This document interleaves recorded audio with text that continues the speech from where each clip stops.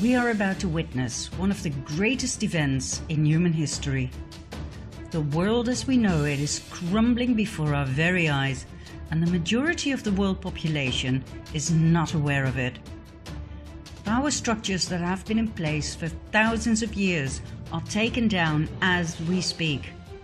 Soon we'll be shown evidence of an elite plan, so evil, so all-encompassing, that people will be shocked to the core. This documentary was made to help you deal with what's coming. Is it a good thing? Oh yes, it's the best thing that could possibly happen to us. But in order to understand and process the quantum leap that we as humanity are about to take, you must understand the reality, the timeline if you wish, that we as a species were placed in. And believe me, you don't have a clue just yet. The evil I mentioned has been working behind the scenes so intelligently, so brilliantly, that hardly anyone ever noticed a thing. What I'm going to do is first of all give you a short overview of things that made me go, things that made me decide to start digging for the truth. We'll take it from there, shall we? Are you ready? Join me on a journey down the rabbit hole. Let's start with the recent forest fires, for instance in California. Did you know that these fires forgot to burn trees? That they were capable of cutting through houses? That they burned trees from the inside out? That they were able to lift cars, tilt them and smash them down? Are you sure these are ordinary forest fires? And how about this one? We live in a world where mercury is considered highly toxic, but not when we inject it into children in absurd quantities.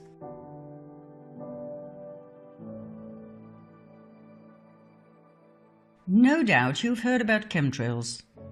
Denied by our governments for a long time, but recently acknowledged and referred to as geoengineering aerosols.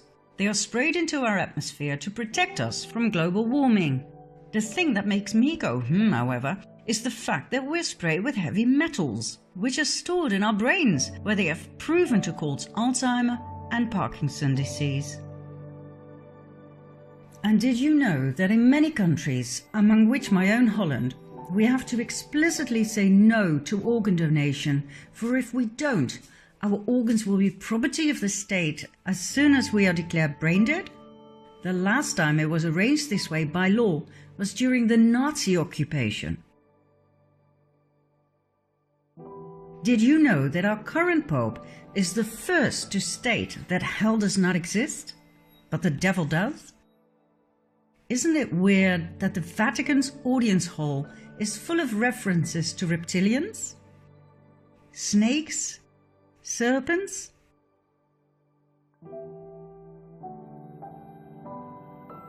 Did you know the Vatican's telescope is called Lucifer? And since when does the Pope make the sign of the devil? 9/11. Whereas one bird can cause terrible damage to a plane, on 9/11 two planes managed to cut through steel. A third plane mysteriously disappeared in a building, and number 4 plunged into the earth without leaving any debris or bodies. The planes were piloted by terrorists who only had had a few flying lessons in a small Cessna.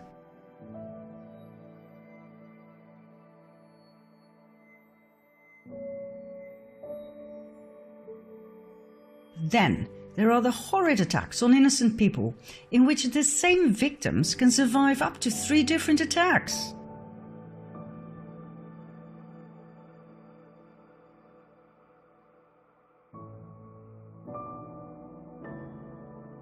This lucky young man survived being shot in the head.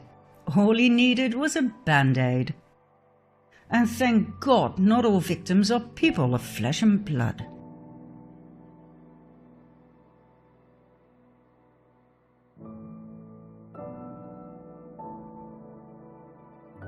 What do you think about this one? Are you a parent? Are you aware of the fact that children cartoons contain subliminal messages of sex and violence? Why? Did you know that fully grown fetuses can be legally aborted in many American states? That advocates of full-term abortion state that unborn babies cannot feel pain? Whereas every doctor knows that the nervous system is the first to develop in fetuses? Is abortion of a fully grown baby not the same as murder? Okay, let's have a look at the migrant caravan. Thousands of people fled their South American homes to look for a better future in the US. The trip covered 2,000 miles in 1.5 months in order to be on time for the American midterm elections as a political statement against President Trump. This means they walked an average of 45 miles a day on flip-flops, barefoot, like this and like this. 45 miles a day? Why do Hollywood celebrities promote the use of facial creams containing the foreskin of baby boys? Do you realize that these foreskins are actually sold? That it's a trade? What's next? Drinking baby blood? Now, I'm going to give you 5 more, although I could go on forever. Counting down, number 5. Did you know that diseases such as AIDS, Zika, SARS, and Ebola are actually patented? Do you know when something is patented? When it's man-made. Man-made diseases, are you kidding me? Number 4. Your cell phone, laptop, tablet, and your TV contain spyware that works 24/7, no matter whether your device is switched on or off. This means you are constantly being monitored. Each and every conversation, whether at home or at work, is recorded. Why? And by whom? Number 3. In 2018, Monsanto, known for its genetically modified seeds and crops, plus its poisonous weed killer Roundup, was bought by Bayer, a chemical giant that produces mostly poison. In other words, our food supply is now largely controlled by the producers of carcinogenic poison. Monsanto started off producing Agent Orange, a very powerful and highly toxic chemical used during the Vietnam War to eliminate forest cover and to destroy crops. But it turned out to do just a little bit more than that, causing horrific birth deformities and various types of cancer. According to experts, the fusion of Monsanto and Bayer was the perfect match made in hell. Number 2. In 2018, Hillary Clinton admitted that she deleted 33,000 emails from a private server used as Secretary of State. Not only that, she used a hammer to smash her cell phones, SIM cards and hard drives. Any further evidence that could have been used against her in a court of law was destroyed by fire that conveniently started in the office of a mansion. Did she actually get away with that? And last but not least, number 1. President Obama received the 2009 Nobel Peace Prize only months after his inauguration. Why, for God's sake? He came from nowhere and had achieved nothing at the time. In the following 8 years, he invaded 7 countries and dropped a bomb every 20 minutes. Who on earth was on that Nobel committee? The world is not what you think. And guess what all of these things have in common? They were completely ignored by the mainstream media. Not one news channel covered or questioned any of it. And just when I thought I'd seen it all, this became President of the US. I always thought there were two political sides in life, left and right. Left was for the common people, right was for the rich. But I soon found out that my ideas did not reflect reality at all. Obama seemed to have enchanted everybody, including myself, with his good looks and charms. But like I said, he invaded 7 countries. He was a Democrat, for God's sake. And Democrat Bill Clinton went from one sex scandal to the next, lying under oath and getting away with it. Maybe left and right were simply 2 wings of the same bird? In spite of my leftist upbringing and background and my fierce opposition against Trump, I decided to give him the benefit of the doubt. But how did he get elected in the first place? Just before the elections, WikiLeaks arose. Founded by Julian Assange in 2006, WikiLeaks is a giant online library of the world's most censored documents, obtained by whistleblowers at the highest level. Much information deals with war, spying, and corruption.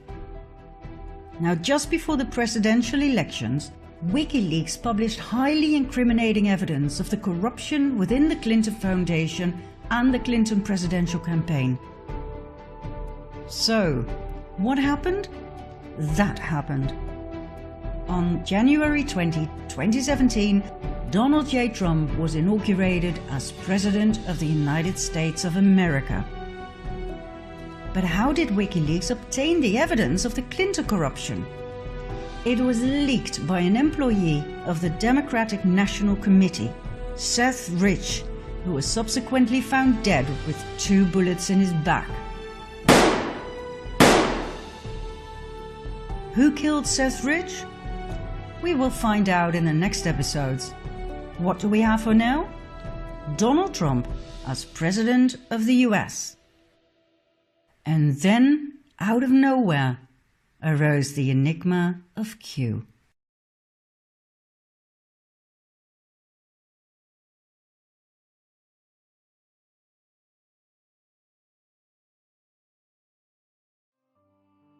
On October 28, 2017, a mysterious post was placed on 4chan, an anonymous internet bulletin board.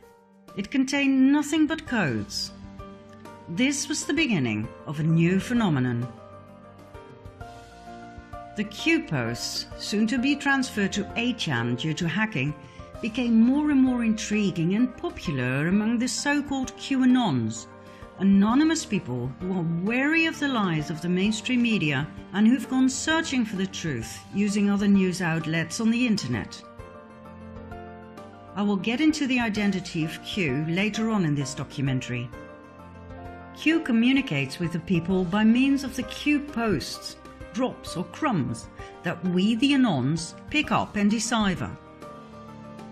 The Q crumbs portray a better world, without wars, treason and corruption.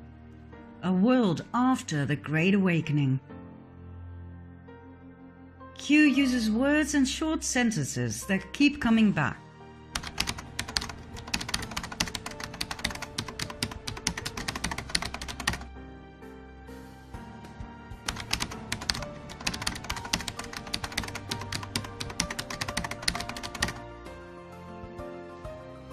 Sometimes the Q drops are short and to the point. Initials are used instead of full names. Sometimes they contain a lot of information. And sometimes combinations of letters and numbers are used for us to rearrange. The Q clock was introduced, and it took us quite some time to figure out how to read it. And then there was the Q map, containing an incredible amount of vital information. The map was made by Dylan Lewis Monroe. It contains an overview of the true history of mankind and its covert power structures. Q is not a cult, as suggested by opponents. After all, it tells us not what to think or what to do. It merely gives us questions, clues and riddles. We need to do the research in order to find the answers, and that is how we discover the truth. Through this research, I've come to find out more about American and global politics than I'd ever dreamed of. I was never really interested in politics, but the Q drops opened my eyes to a whole new world, a world of secret societies, secret services within secret services, and secret deals made on a grand scale. A world with shadow governments, with an excessively rich 1% of the world population that actually runs the world. Not our political leaders, not our presidents, but a very small group that we refer to as the Illuminati or Cabal. I learned about an evil master plan to completely dominate the world. And the ordinary people like you and I, we know nothing. We get up in the morning, we go to work, we pay our bills and our taxes, we watch TV and go to bed, not knowing that there's a battle being fought over our heads for world dominance, a battle between good and evil. This is what Q is pointing out to us. But we the Anons have to do the research, and we do. Like nerds, like an army of digital autists, we connect the dots. There is a war going on for world dominance, for the absolute submission of the masses. How is this achieved? By the constant waging of war, by the introduction of the Federal Reserve Bank and central banks, by trafficking drugs, oil, and people. The only two American presidents who tried to break down the power of the elite, beginning with the banks by printing their own interest-free, debt-free money, thus bypassing the Federal Reserve System, were Abraham Lincoln and John F. Kennedy. What else did they have in common? They got murdered.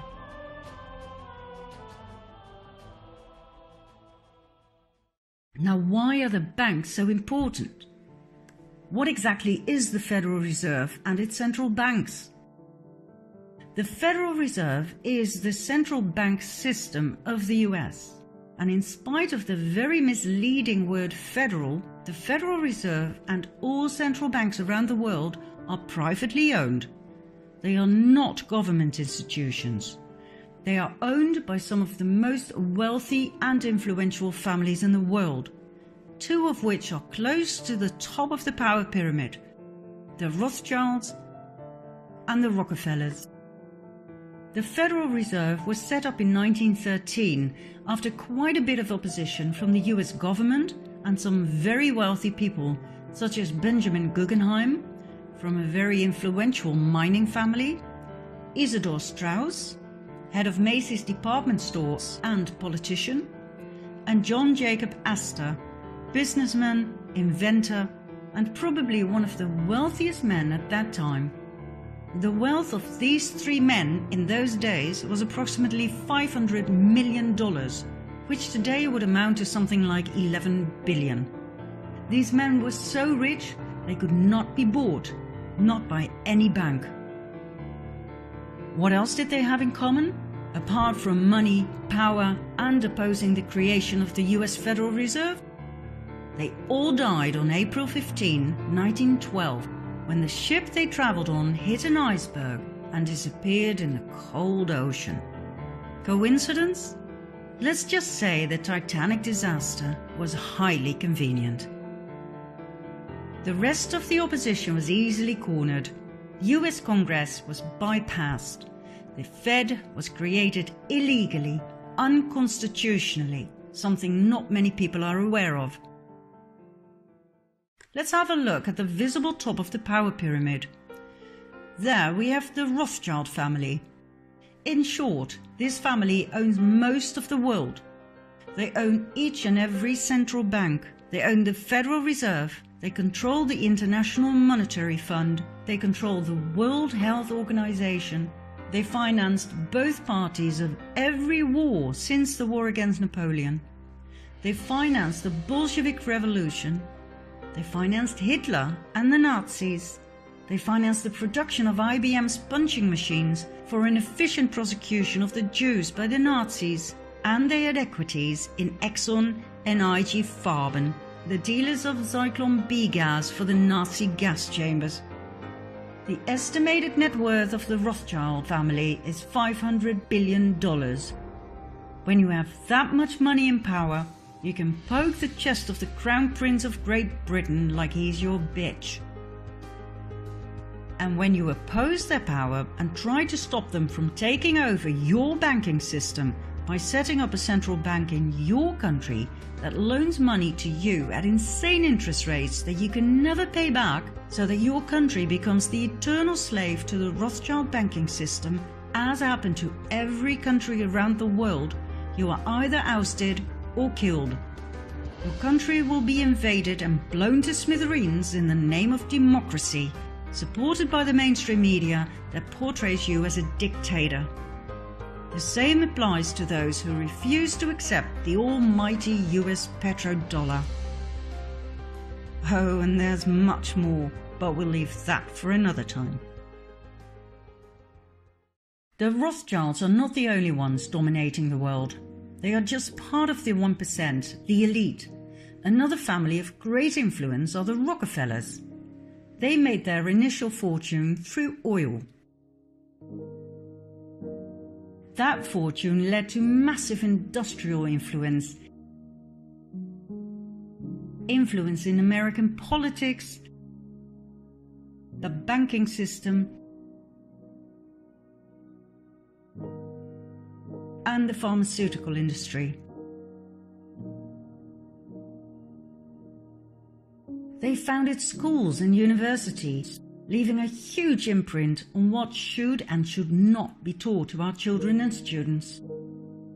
The Rockefellers further expanded their tentacles of power into the medical world and into hospitals.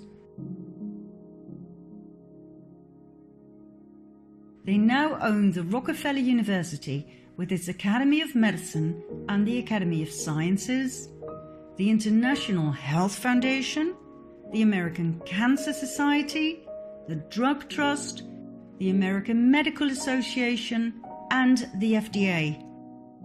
Everything was in the hands of the Rockefellers. They further infiltrated the educational and medical system by means of the Rockefeller Foundation, giving grants to specific research programs such as the research and development of vaccines, for instance against Ebola, yellow fever, Zika, the flu, and Gardasil, which was further developed and promoted by billionaire and partner in crime Bill Gates. Every case of dangerous side effects such as miscarriage, autism, sterility, seizures, paralysis,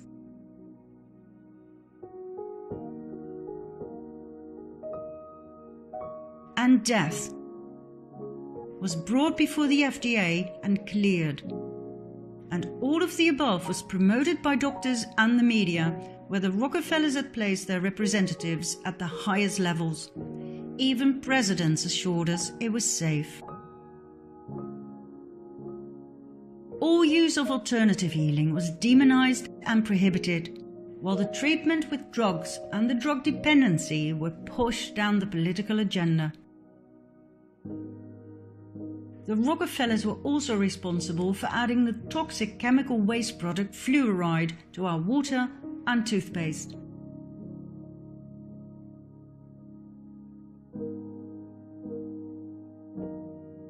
And as usual, the media spread lies about its healing qualities. No doctor or dentist ever tested its efficacy. They simply told their patients what they'd been taught at the Rockefeller institutions. Yet another field of interest was the genetic manipulation of crops. The Rockefellers own millions of shares of Monsanto stock, as does their partner Bill Gates. Their mutual interest in eugenics, which aims at improving the genetic quality of the human population, will come as no surprise. Back in Nazi Germany, the Rockefellers financed the horrific eugenics experiments performed on Jewish people, trying to create a superior master race. So, in short, two very powerful families that rule the world and its population are the Rockefellers and the Rothschilds. And guess what? They are not even the most powerful. There are other families that exceed the Rockefellers and the Rothschilds, both in money and in power. But I will not go any deeper into that at this stage. We'll save that for later, shall we? There's one more man I want to put in the limelight right now.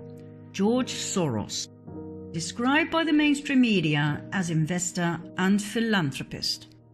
His net worth? $25 billion. Soros was born in Hungary.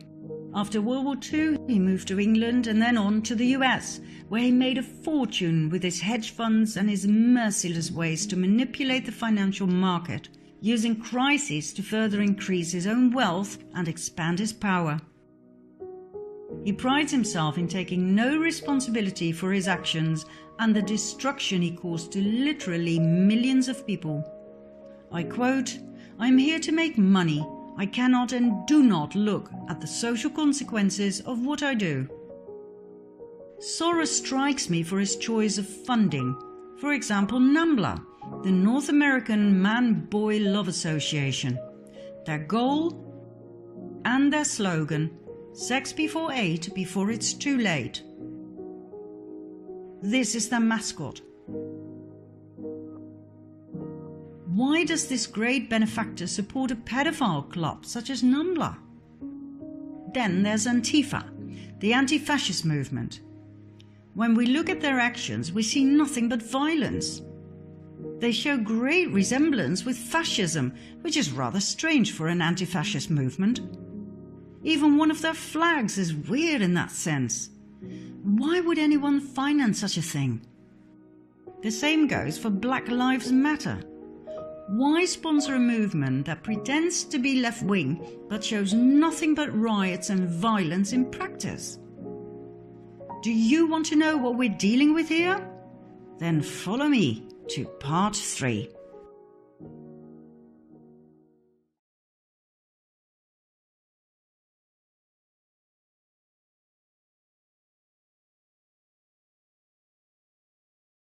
The migrant caravan that headed to the southern border of the US in April 2018 was covered by the media big time.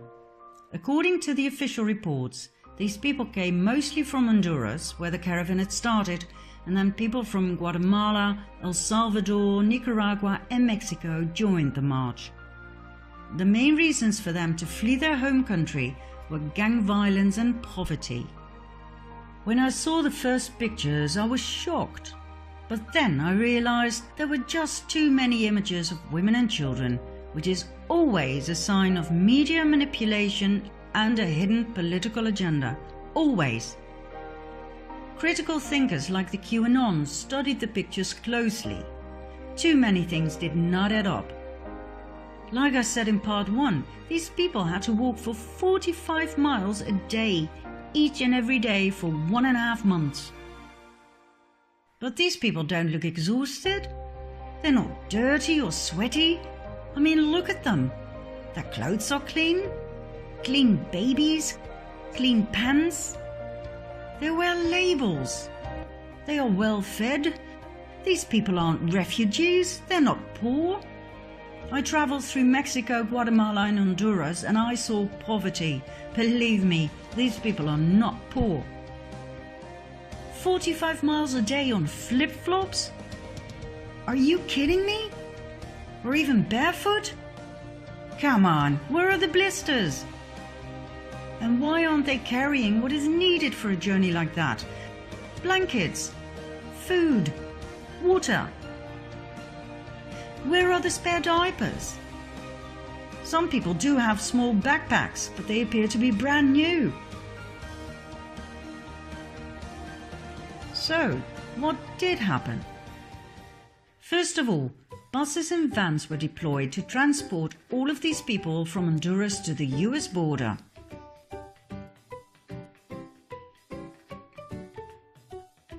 Flip-flops? No problem. You only have to get out of the van occasionally for a group photo. Next, in order to get as many people as possible, you pay them. Thanks to some alert anons, this was filmed on site. Then, in order to be efficient for the media, you give the main players a coloured wristband. Brilliant! Different colours have different meanings, all known to the reporters and the cameramen.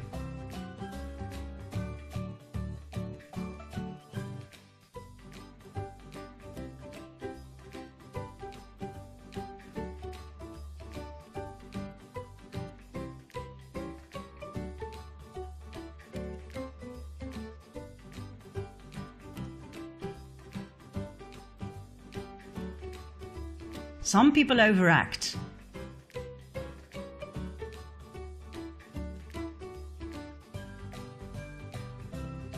Others are really convincing and make it to the World News Report. Meet Maria Meza and her 5 children, all the way from Honduras. She made it to every news item on TV, telling about her terror, the fear for her children, their eyes all wet and swollen due to the tear gas that the American Border Patrol so viciously threw at them. Well, Maria, there are a few flaws in your story. I've looked at every single picture of you and your beautiful girls. None of them show any signs of tear gas.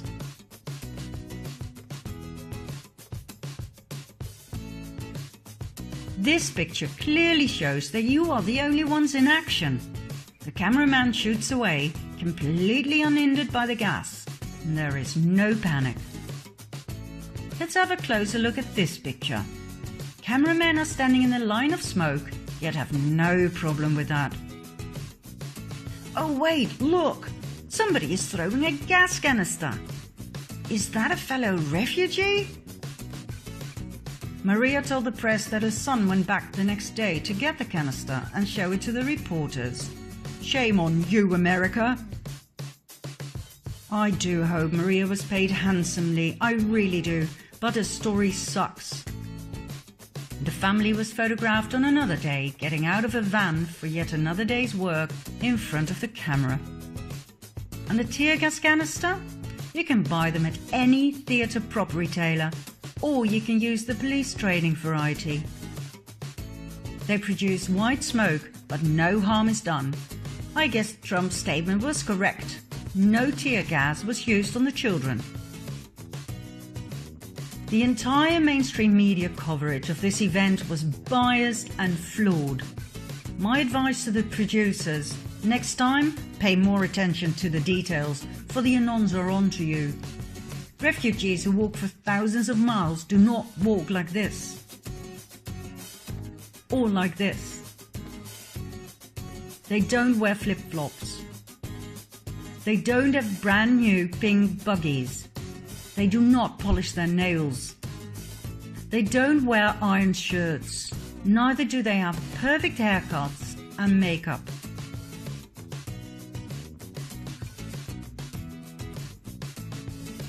When they say they flee their country because they're so poor they can't even buy food, don't show them with digital cameras and iPhones.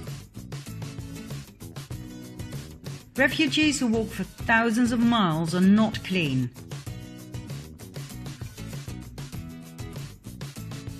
And for God's sake, pay attention to some of your supporting actors.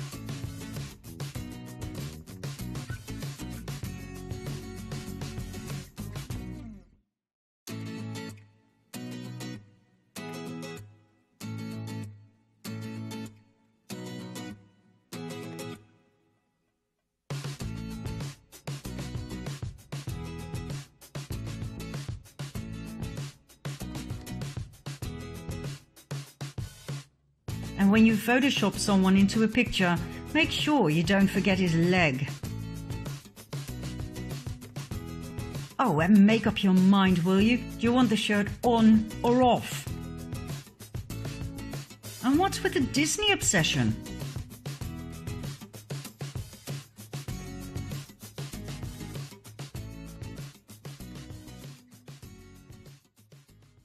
When you really want to know what's going on in the world, you have to do the research, just like Q keeps saying. And when you do, you will see what's real and what's not. The migrant caravan was a staged event with a political motive. Who was behind it? Who financed such a great event? George Soros. That's right, our great benefactor George Soros, connected to the pedophile club NAMBLA and the rioting and violent Antifa and Black Lives Matter. How do we know he's behind all of these so-called social movements? Well, it's not really a secret. According to an analysis of his tax filings, he invested $33 million in the notorious Ferguson riots alone. Soros promised everyone who participated in the massive protests $15 an hour. In the case of the migrant caravan, all they had to do was play the part of poor refugees looking for a safe haven. Money, new clothes, food, toys, and an extra bonus if you play your part well. Who'd refuse a job like that? Soros made a mistake by not fulfilling his financial promises. So then we had more riots, this time by angry actors who demanded payment.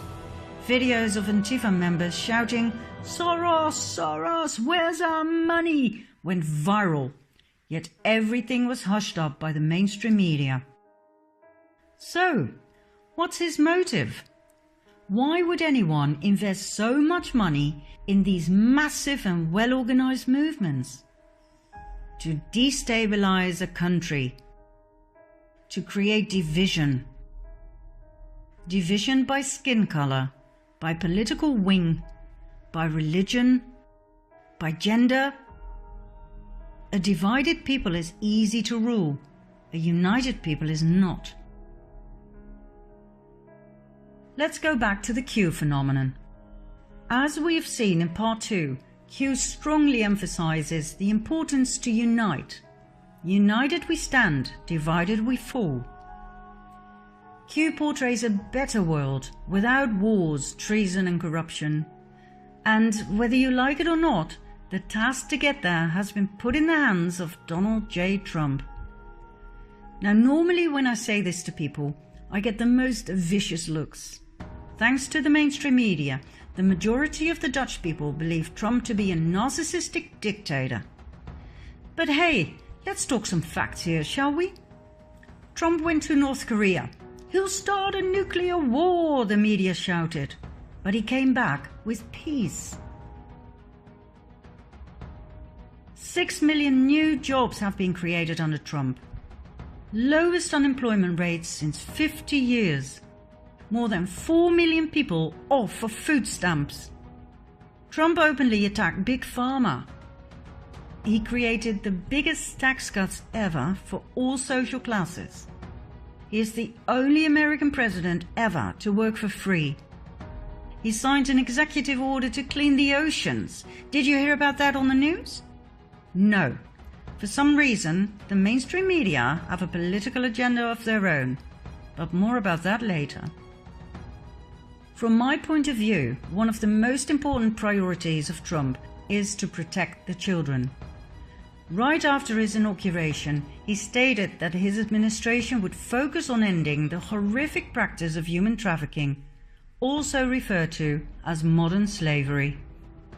On December 21, 2017, he signed an executive order blocking the property of people involved in serious human rights abuse and corruption.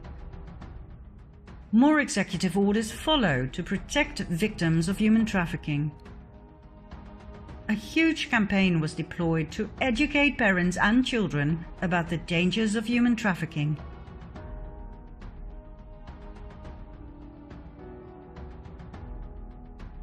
Throughout 2018 and 19, many arrests took place. Thousands of child molesters were arrested. Thousands of victims were rescued. Trump keeps emphasizing that most victims are smuggled into the country through the southern border. He shows numbers, statistics.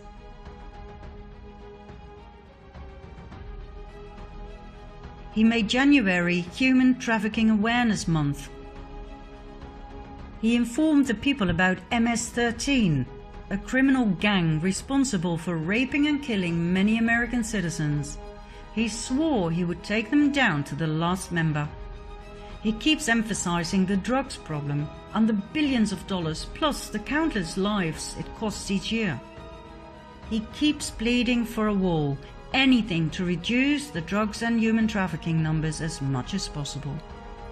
But the mainstream media keep twisting his words, making it sound like immigrants aren't welcome. I've watched these interviews time and again, and I can assure you that according to President Trump, immigrants are most welcome, but they have to come in legally. The funny thing is, Bill Clinton wanted a wall. Obama wanted a wall.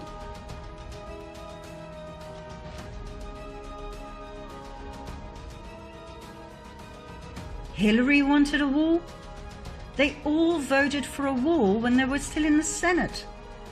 I'm talking about the 2006 Secure Fence Act, passed by a Republican Congress and signed by President George W. Bush.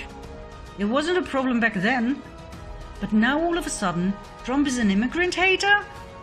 The more I study the subject, the more I understand why Trump is bashing fake news. But more about that soon. Back to Trump's war against human traffickers. For years, whistleblowers at the highest levels have been stepping forward with testimonies about child trafficking for the elite.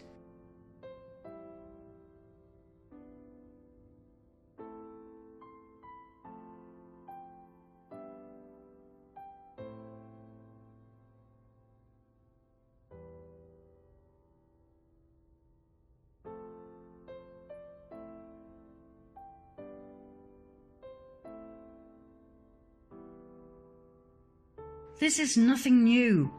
It was just never dealt with. Until now. The thing is, when I talk about this in my presentations, people don't want to hear about it. They don't want to look at these pictures. Which I understand. I would rather look away as well.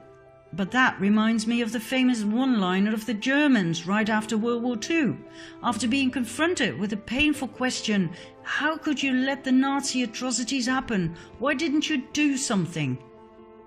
The answer was always, wir haben's nicht gewusst. We didn't know. Of course they knew. It was just too painful and too dangerous to acknowledge it and to do something about it. Well, I will not look away any longer. These kids are not helped by our denial, they are helped by our action. So for God's sake, keep watching. We are the only hope they have left. Child trafficking for the elite. That is bigger than pedophilia. We are talking about a huge criminal organization kidnapping children and selling them to high-ranking officials from mayors, judges and senators to presidents and even royalty. Do you think this is far-fetched? Do you think it's just a conspiracy theory? Get ready for some conspiracy facts in part 4.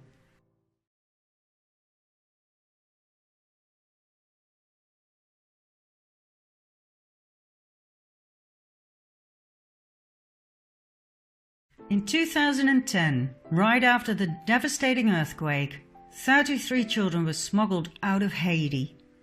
The woman who was arrested, Laura Gaylor Silsby, said they were orphans who were about to be adopted in the US. Upon investigation, however, it turned out most of these children were not orphans. They were later reunited with their parents. Furthermore, there were no adoption papers to be found. These kids had simply been abducted, stolen from their parents. Who exactly is this Laura Gaylor Silsby?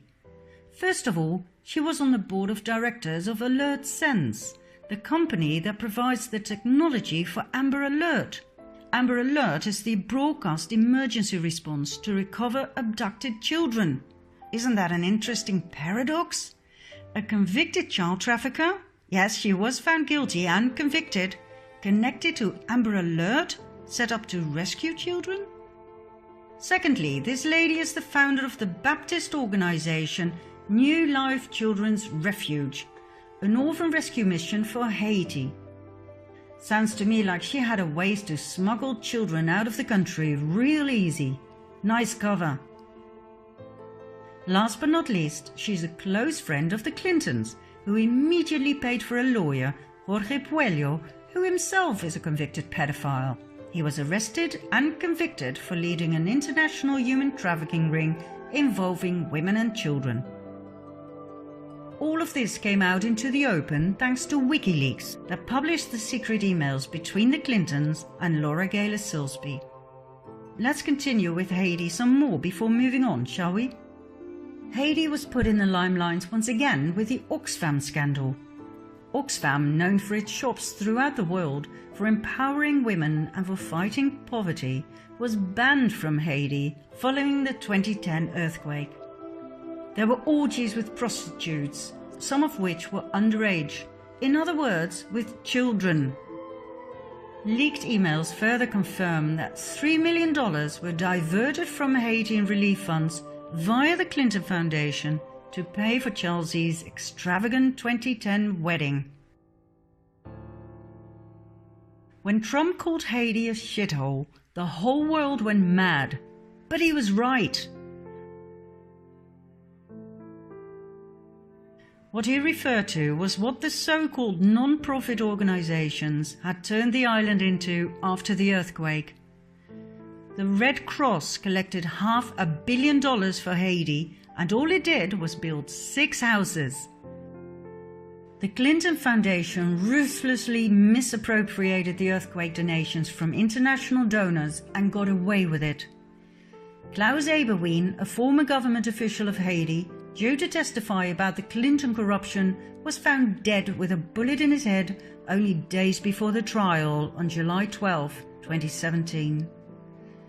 Monica Peterson, the young social anthropologist who went to Haiti to investigate human trafficking on the island and who tweeted some critical thoughts about the Clinton Foundation, was found dead by hanging shortly after, in November 2016.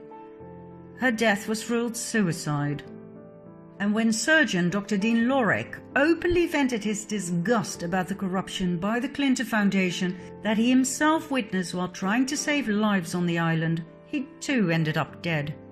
In December 2017, he was found on the bathroom floor of his apartment in New York with a knife in his chest. His death too was ruled suicide. But hey, let's not dwell on the many suicides surrounding the Clintons. Let's go back to one of Q's often repeated sentences. Symbolism will be their downfall. In 2007, the FBI released a bulletin with symbols used by pedophiles to identify their sexual preferences and to communicate where to find both each other and their prey. The blue triangles identify boy lovers, the pink hearts are for girl lovers, and the butterfly is for child lovers in general. These pedophile logos will indeed be their downfall. They are in plain sight, for they never thought people would wake up and see. And just like we saw with Amber Alert, it's the organizations that claim to protect children that actually use pedophile logos. For instance, the International Adoption Clinic. New Star Kafala, a Muslim adoption and child advocacy agency. This is the logo for their HOPE program, helping orphans progress emotionally. Then there's the Pacific Crest Trail Association. It changed its logo in July 2017 after the pedophile connection in the capital A was discovered by the public. Now, I'm not saying these organizations are proven pedophile dens. I'm merely pointing out the interesting choice of logo, which of course could be totally based on coincidence. This logo eerily resembles the boy lover symbol. It was used by the Pierre Elliott Trudeau Foundation, set up by the Canadian Prime Minister Justin Trudeau in honour of his father. This logo was on the 2015-16 annual report. Then there's Alpida, a Canadian refuge charity. Alpida was founded by the Radcliffe Foundation, set up and owned by Frank Giustra. Now, apart from the interesting choice of logo, there are a few things about Mr. Giustra that fascinate me. First of all, he's a major sponsor to the Clinton Foundation. We're talking $100 million and more. He loved going to Haiti with the Clintons. And he founded the Boys Club Network for boys between 12 and 18 seeking connection and mentorship. His co-founder is Jim Crescenzo, a teacher from Vancouver who received an Excellence Award from none other than Justin Trudeau. Now once again, I'm sure this is just coincidence. But what is it that Q keeps saying about coincidence? How many coincidences before mathematically impossible? For someone who claims to be a decent family man, Justin Trudeau sure has some interesting friends. Take Christopher Ingvelson, a Canadian private school teacher, convicted for the possession and distribution of child porn. For many years he was Trudeau's friend and roommate. Then there's his best friend Peter Dalgleish, the world-renowned humanitarian who was caught in the act in Nepal with 2 children aged 12 and 14. He was the founder of Street Kids International and the Trails Youth Initiative program. Now, I'm sure these programs do great things for kids, but why choose pedophile logos? And why are so many set up by registered and convicted pedophiles and sex offenders? I mean, if you're a pedophile, wouldn't it be great to have your own child protection program? To have access to all those lovely children to pick from?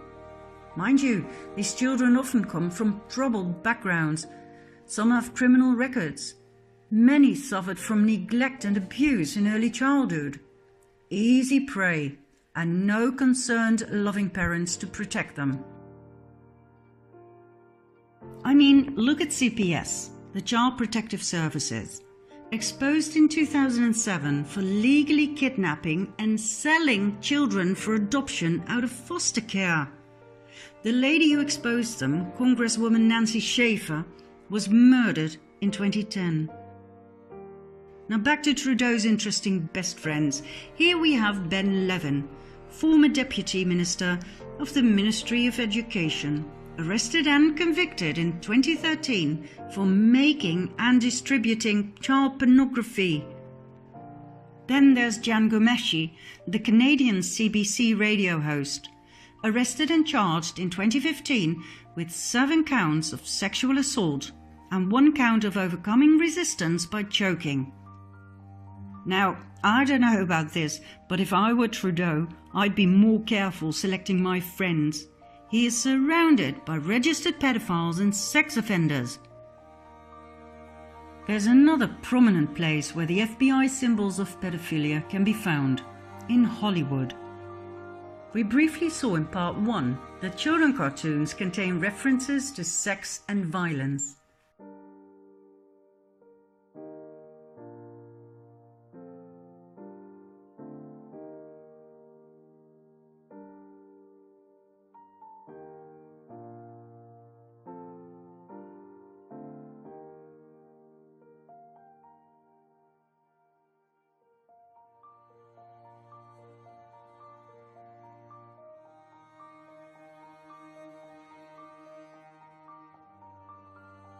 Doesn't that make you wonder who Walt Disney really was?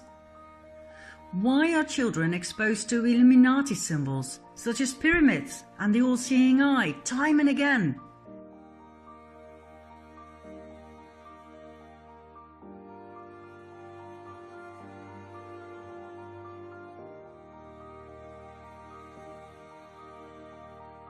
And why are pedophile logos used for candy and ice cream? Yet another thing that attracts children.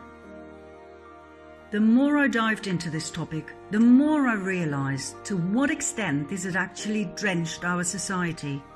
Top directors such as James Gunn, who openly and proudly tweet about being a pedophile. I guess this is normal in Hollywood?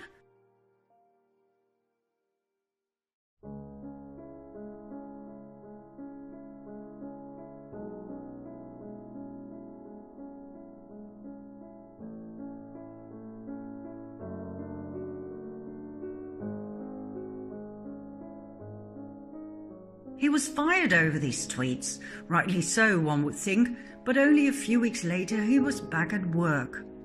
Out through the front door, back in through the back door. Nickelodeon's producer Dan Snyder lost his job because he couldn't keep his hands off of young girls.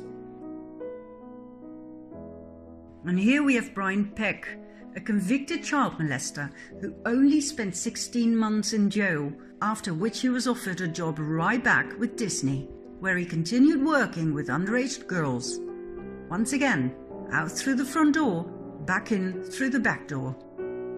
Jason James Murphy kidnapped and sexually assaulted an 8-year-old boy in 1996. He served 5 years in jail, moved to California, used his shorter name, Jason James, and became a casting agent for child actors. The list of sexual predators in Hollywood is endless. Only recently were some of them called out by their victims and arrested. Most victims never dare to speak up, for their predators are absolute legends in Hollywood. Actor Corey Feldman was one of the first to speak up about child abuse in Hollywood. He and his best friend Corey Haim became actors at a very young age. They were incredibly successful and famous, but the price was high. They were sexually abused by various adults they worked with. It was common knowledge that the two Coreys were passed around at Hollywood parties.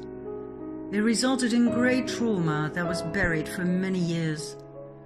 The two Coreys sought relief in alcohol and drugs, which eventually led to Corey Haim's death at the age of 38. It wasn't until recently that Corey Feldman called out his abusers. Elijah Wood, who became world famous for his part as Frodo in The Lord of the Rings, supported Corey Feldman's statements about Hollywood as a pedophile den. Elijah was protected by his mother, who wouldn't let him visit any of the parties where a lot of the abuse took place. World-renowned actors such as Robert Downey Jr. and Brad Pitt also stepped forward to support all of these statements.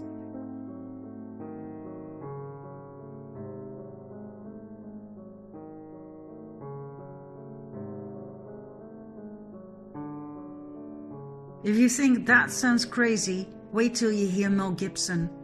The world-famous megastar, both as actor and producer, was blacklisted by Hollywood for stating that Hollywood is a den of parasites who feast on the blood of kids. He took it a whole lot further. Read for yourself.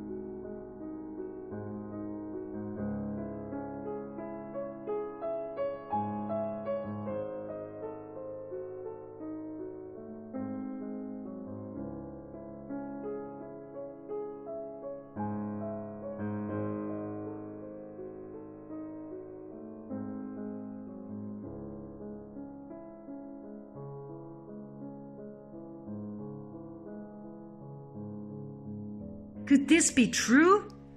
Eating babies? Drinking their blood?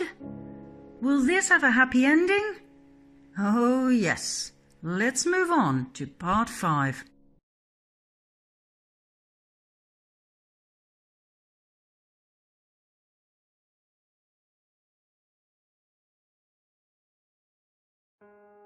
In part 1, we briefly looked at the sexualization of children and the normalization of pedophilia in our society.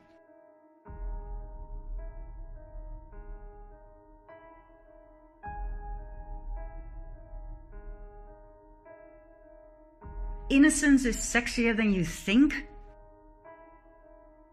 And what about this clothing store called Sweet and Sexy Kids? What the hell is sexy about kids? At an academic presentation at Cambridge University in June 2018, it was actually stated that the majority of men are probably pedophiles and that pedophilic interest is normal and healthy. The New York Times declared pedophilia not a crime but a disorder. And during 2 TEDx talks, pedophilia was presented not as a disorder but as a sexual orientation. Posters were spread. And Cosmopolitan magazine published an article by the hand of a young woman who became her father's lover.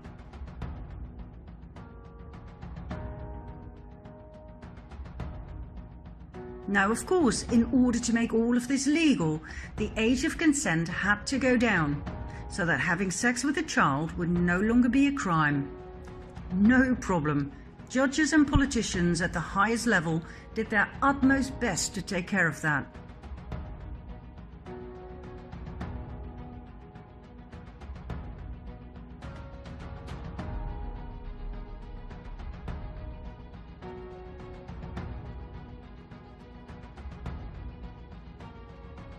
Not many people know that Patricia Hewitt was General Secretary of the NCCL, later known as Liberty, which was affiliated to PI, the Pedophile Information Exchange. Then there's former British Prime Minister Theresa May, who thinks pedophiles should be allowed to adopt children too. When you study the patterns of this topic, it seems there is a larger plan behind it all. Why is it so important to legalize pedophilia? Why is having sex with children so important?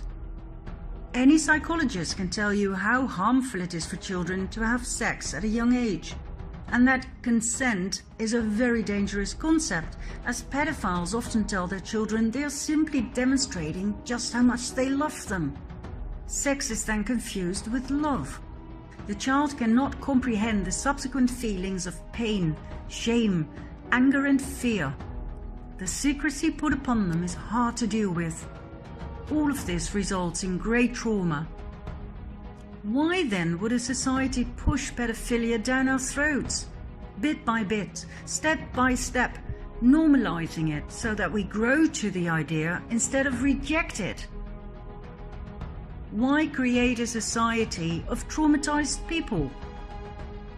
Why are pedophile logos used in children cartoons, Disney movies, candy and ice cream, child protection centers, adoption agencies, in business and in politics?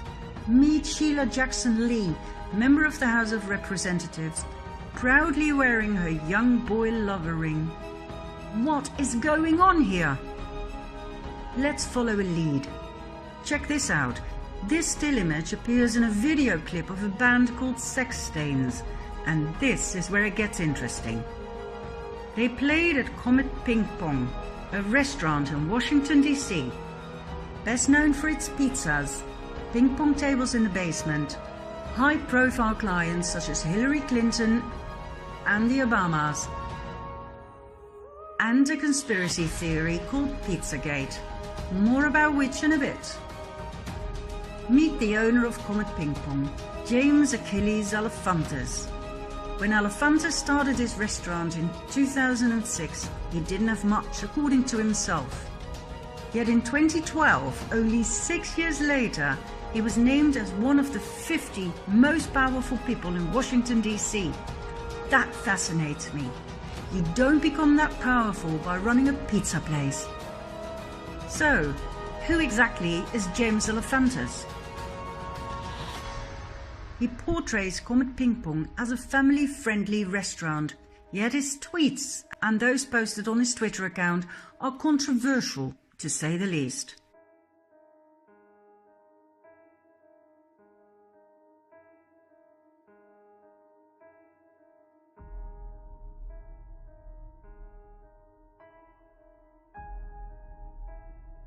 It's clear that Elephantis loves art.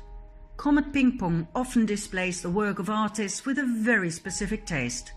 This is the work of Arrington de Dioniso.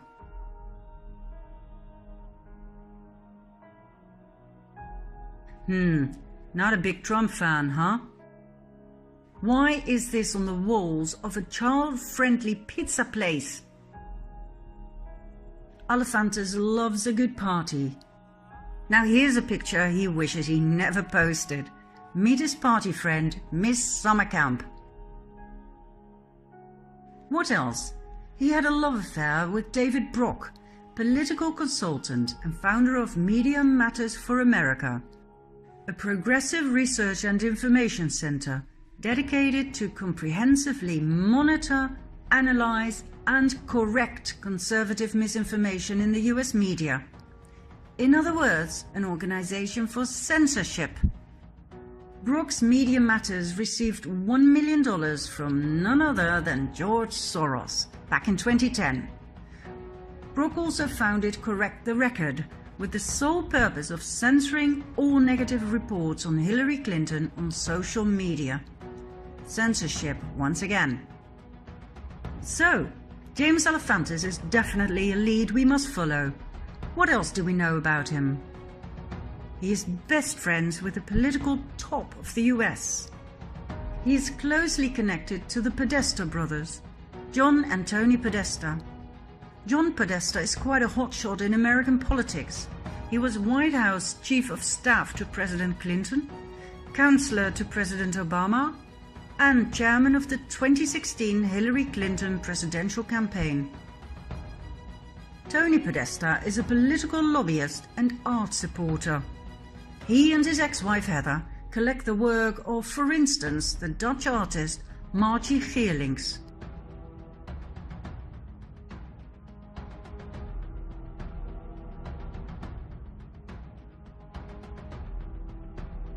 Fascinating, to say the least.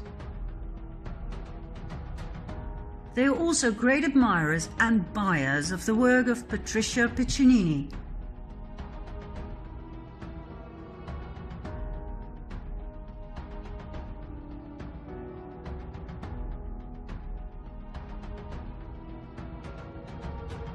And what about the work of Biljana Đurđević that actually adorns the Podesta's living room?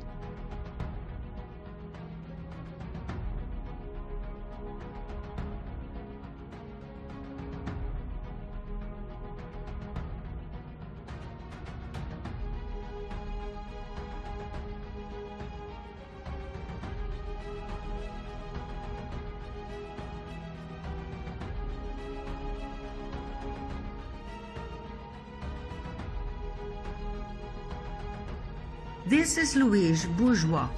Her work is prominently present in Tony Podesta's mansion. This piece is called Arch of Hysteria. It greatly resembles the work of Jeffrey Dahmer, a serial killer who liked to dismember his victims and leave them in a somewhat awkward position.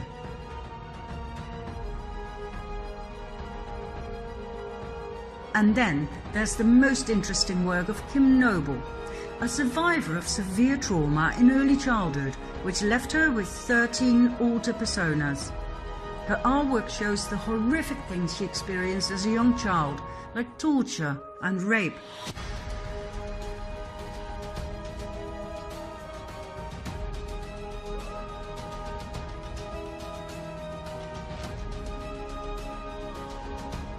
Her work was exhibited in Comet Ping Pong, our child-friendly pizza place. Now, I don't know about you, but this makes me sick as a dog. The more I studied Pizzagate, the more I realized this was quite likely conspiracy fact, not theory.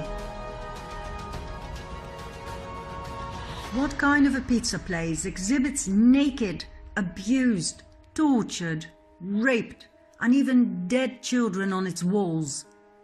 What kind of man becomes one of the most powerful people in Washington, D.C., serving pizza?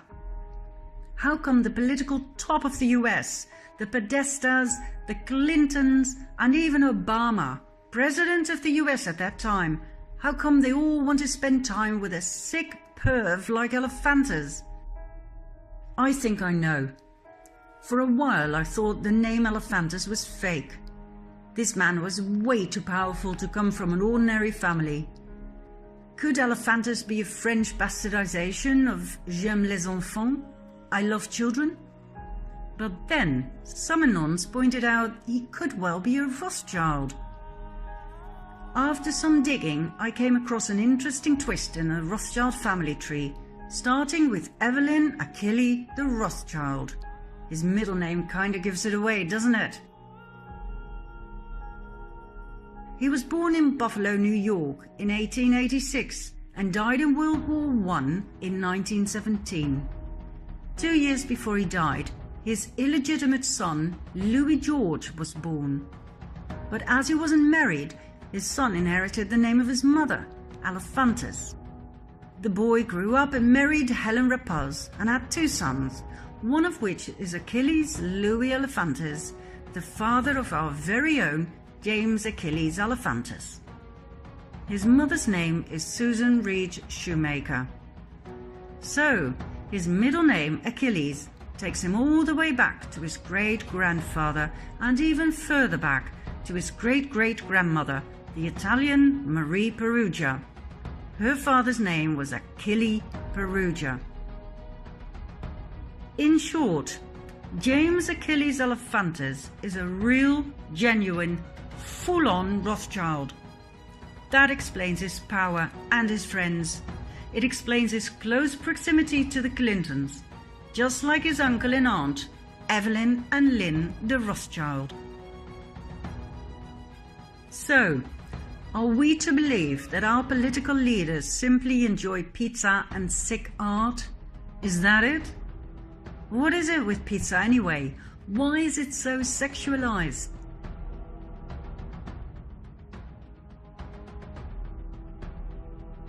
What's with the Besta Pizza pedophile logo, which by the way was quickly changed the moment Pizzagate became an item? Is it all just a coincidence that the Podesta emails, revealed to the public by WikiLeaks in 2016, contain countless pizza-related words such as cheese, hot dogs, pasta, walnut sauce?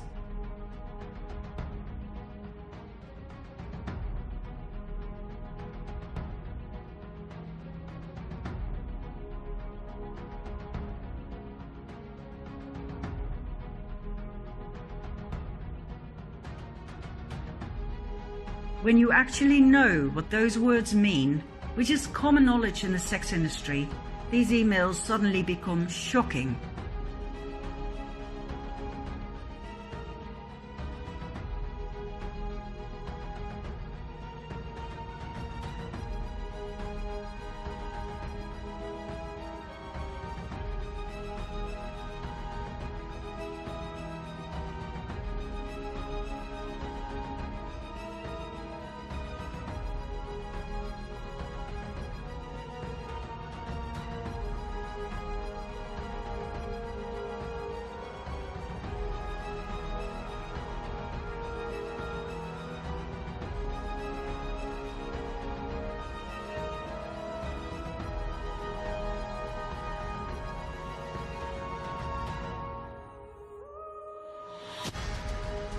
Is this why Hillary deleted 33,000 emails for which she is currently scrutinized?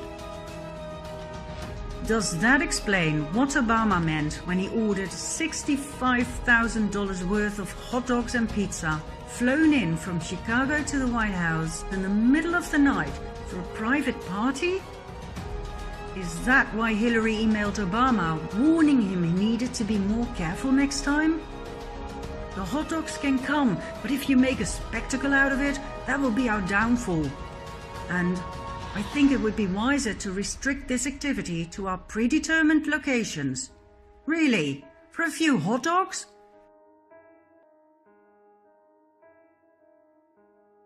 Isn't it weird that these security camera pictures of children lying on ping pong tables in the basement of Comet Ping Pong are shown on the walls upstairs?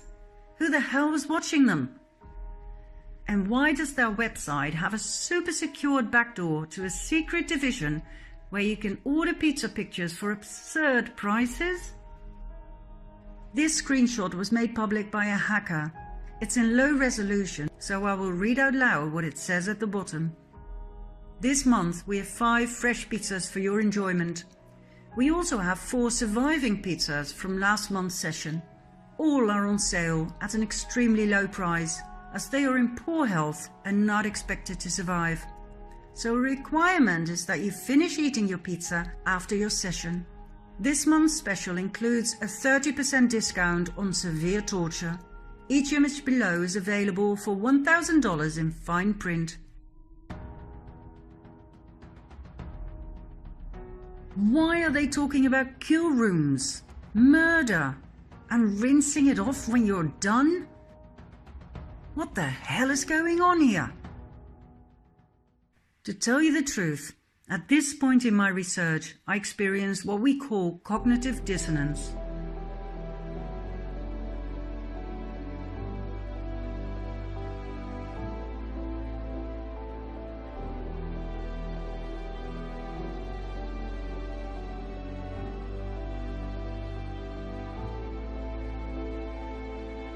What I'd found out was so contrary to my belief system that I wanted to dismiss my discoveries.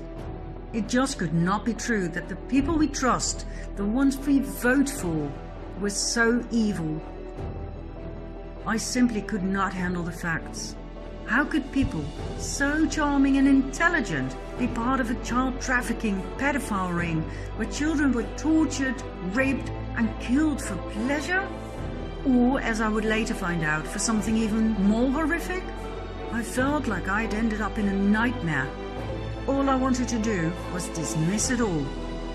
Couldn't it just be all coincidence that the Clintons and the Obamas and Trudeau, beautiful, charming Trudeau, had surrounded themselves with the wrong friends?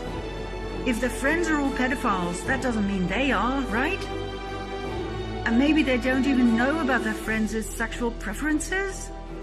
I mean, I know Bill Clinton's healer, the Brazilian John of God, was recently arrested for keeping sex slaves whom he made pregnant time and again.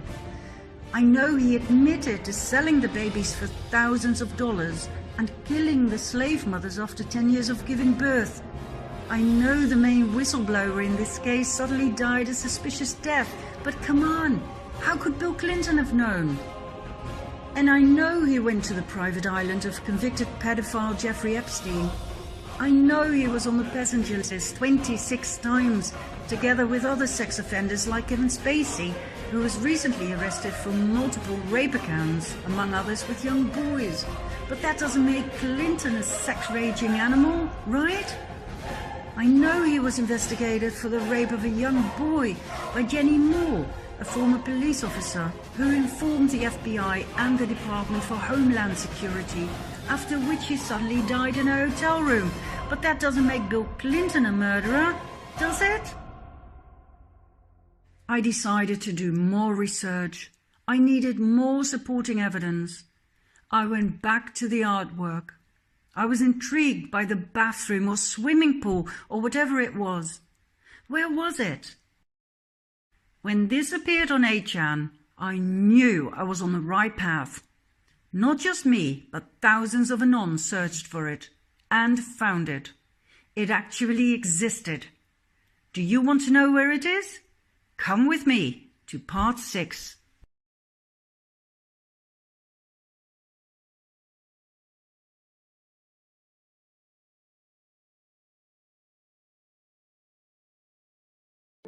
The swimming pool in the artwork bought by the Podestas actually exists.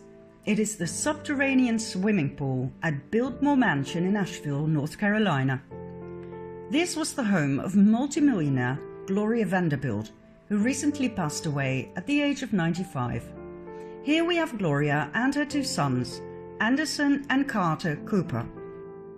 Carter committed suicide when he was 23. Anderson is a well-known news reporter for CNN. Why does Gloria's swimming pool appear on paintings of tortured children? Is it a coincidence that the little boy so strongly reminds me of Anderson Cooper, Gloria's son? Could there be a connection between her swimming pool and the entertainment with young children for the elite, as mentioned in the infamous Podesta emails? Anderson Cooper, son of Gloria Vanderbilt, world-renowned and award-winning reporter for CNN. He was caught overdoing it from time to time, making things look much worse than they actually were. But hey, maybe he's just a bit of a drama queen. At least it led to some funny responses on social media.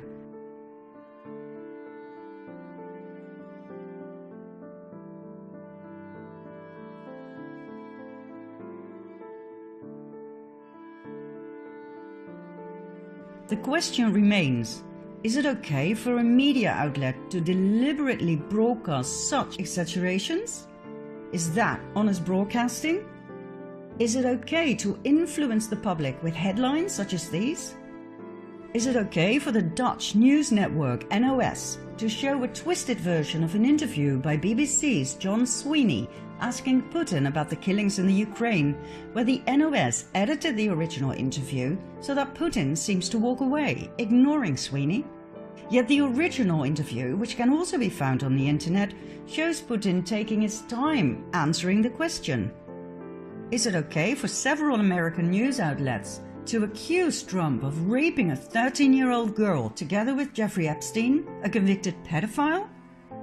Is it okay that there's a deafening silence from the mainstream media now that the flight records show that it wasn't Trump but Bill Clinton who joined Epstein at his parties with underage girls on Orgy Island? Is it okay that Trump's words about MS-13 gang members being animals were totally twisted, obviously on purpose, so that he seems to refer to immigrants being animals?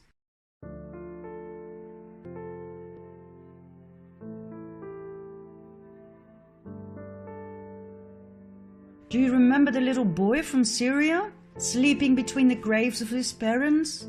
That too was staged and broadcast on purpose as to manipulate the people into yet another war. The boy was paid to lie there. I don't know about you guys, but this is not okay. It's not okay to fake white helmets saving a wounded man right after a bombing, only to have a selfie taken. That's deceit. It's not okay to lie to the public about Syria and the alleged chemical attacks, so that yet another war can be justified. For months we were lied to by the mainstream media. Remember this poor little girl? You probably will, for she was used 3 times for 3 different rescue missions in 3 different months in 2016. I find that shocking. It is not okay to fake attacks on women and children to trigger an emotional response that justifies the invasion of yet another foreign country. I find it horrifying to see the well-designed deceit of Western people who watch and trust the news.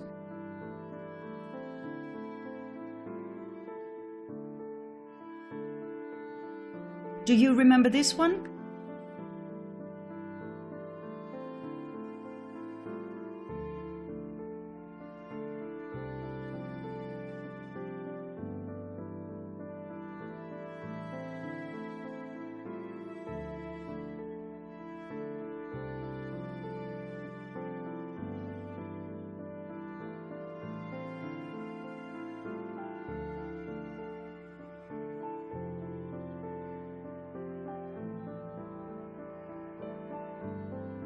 I could go on for hours with examples of fake news, but I think this is enough. For now at least. I'll give you 2 more to digest. In 2015, during a presidential rally, Trump imitated reporter Serge Govaleski, whom he had caught lying. It concerned an article from 2001, in which Govaleski wrote about people cheering the fall of the Twin Towers. When Trump quoted the article in 2015, Govaleski backed out, saying he didn't remember writing the article. Well, The article could easily be found on the internet, and Trump called out Kowalewski for his lie. But the mainstream media seized the opportunity and used these headlines: "Trump mocks the disabled."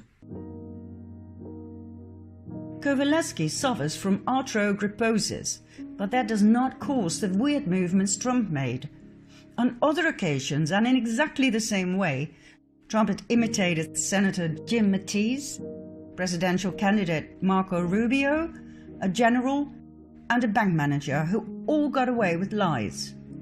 However, as Mattis, Rubio, the general, and the bank manager were not handicapped, they were of no use to the mainstream media. Kowalewski's handicap, however, went around the world, convincing everybody that Trump looked down on the disabled. And I must confess, I too fell for it.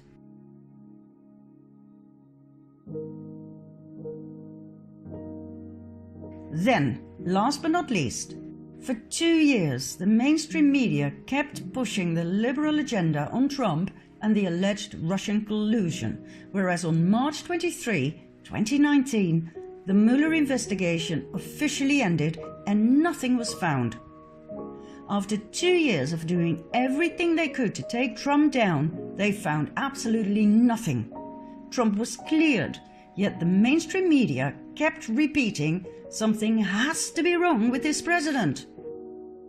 Trump's official innocence is completely hushed up, just like they didn't say a word about the countless pedophiles that were arrested under Trump. Total radio silence. From the beginning, Trump has been warning us about the mainstream media as the #1 enemy of the people. And the more I study the subject, the more I understand that Trump is actually correct. The mainstream media uses its power to steer the public into a desired direction. The spreading of disinformation is nothing new. Back in the early 1950s, the CIA set up Operation Mockingbird, a large-scale program in the US with the sole purpose of manipulating news media for propaganda purposes. Leading American journalists were recruited into a propaganda network. In other words, the Secret Service determined what was going to be on TV and in the news.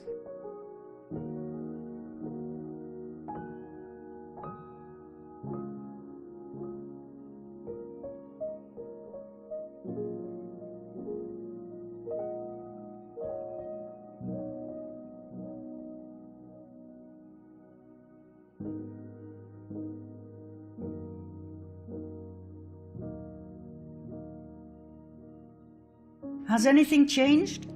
No, apparently not. German whistleblower Udo Ulfkotte, high-profile journalist for the Frankfurter Allgemeine, stated in front of the camera that he felt deeply ashamed to have consistently lied to the public for over 25 years.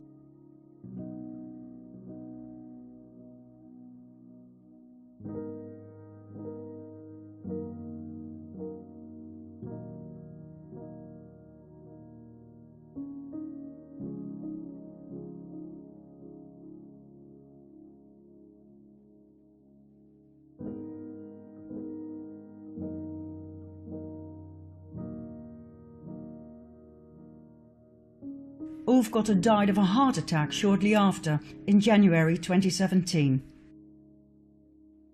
The illusion of choice. We think, there are so many channels, how could they all be in on it? Well, that's easy. This shows you who owns whom. Do you see it? There are only 4 companies. CBS seems to be independent, but is owned by the same billionaire as Viacom. When you give people the illusion of choice, they believe they are free. And if you want to find out why the mainstream media push the liberal agenda down our throats, all you have to do is follow the money. Who paid major contributions to Hillary Clinton to support her work and the liberal agenda? That's right. CNN, NBC, News Corporation, Turner Broadcasting, Thomson Reuters, Newsmax Media, Time Warner, Viacom, Comcast, HBO, AOL, Hollywood Foreign Press Association, Public Radio International, Public Broadcasting Service, Huffington Post Media Group, Carlos Slim, the largest shareholder of the New York Times, James Murdoch of 21st Century Fox, Judy Woodruff, co-anchor and managing editor of PBS NewsHour, Howard Stringer, former president of CBS, George Stephanopoulos, ABC News chief anchor and chief political correspondent, Mort Zuckerman, owner of New York Daily News and US News and World Report, and The Washington Post, owned by Jeff Bezos of Amazon, well known for its censorship of quite a few books on controversial topics. Censorship is one of the greatest dangers to a democracy and to freedom of speech. 3 more major sponsors of Hillary Clinton are Google, Twitter, and Facebook. Google and its YouTube are highly active in the field of censorship, just like Twitter and Facebook. It will come as no surprise that pro-Trump posts are among the most censored ones, as are posts of critical thinkers and researchers and anyone who dares question the official narrative of events such as the ones I presented in part 1. Pro-Hillary posts are never censored. Doesn't that make you wonder? Remember Correct the Record and Media Matters for America? Those are the kind of censorship companies that work behind the scenes of Facebook, Twitter, Google and YouTube to delete anything that opposes the liberal agenda. And guess what? Correct the Record is now promoted by AFAS, the global activist network that I once thought so highly of. AFAS was co-founded by Res Publica and Move On. Res Publica received $250,000 from George Soros. Move On got $1.6 million from Soros. AFAS's founding president and executive director Riken Patel has consulted for the Rockefeller Foundation, the UN, the Gates Foundation and the International Crisis Group, with Soros as chairman and Frank Giustra as CEO. Remember our friend with the pedophile logo from part 4? AFAS's co-founder is Tom Perriello, former Virginia congressman, best buddies with Obama and executive director of the Open Society Foundations of George Soros, one of the main parties behind the notorious and destabilizing migrant caravan invasion. It will come as no great surprise that AFAS strongly opposes President Trump. This is what we call controlled opposition.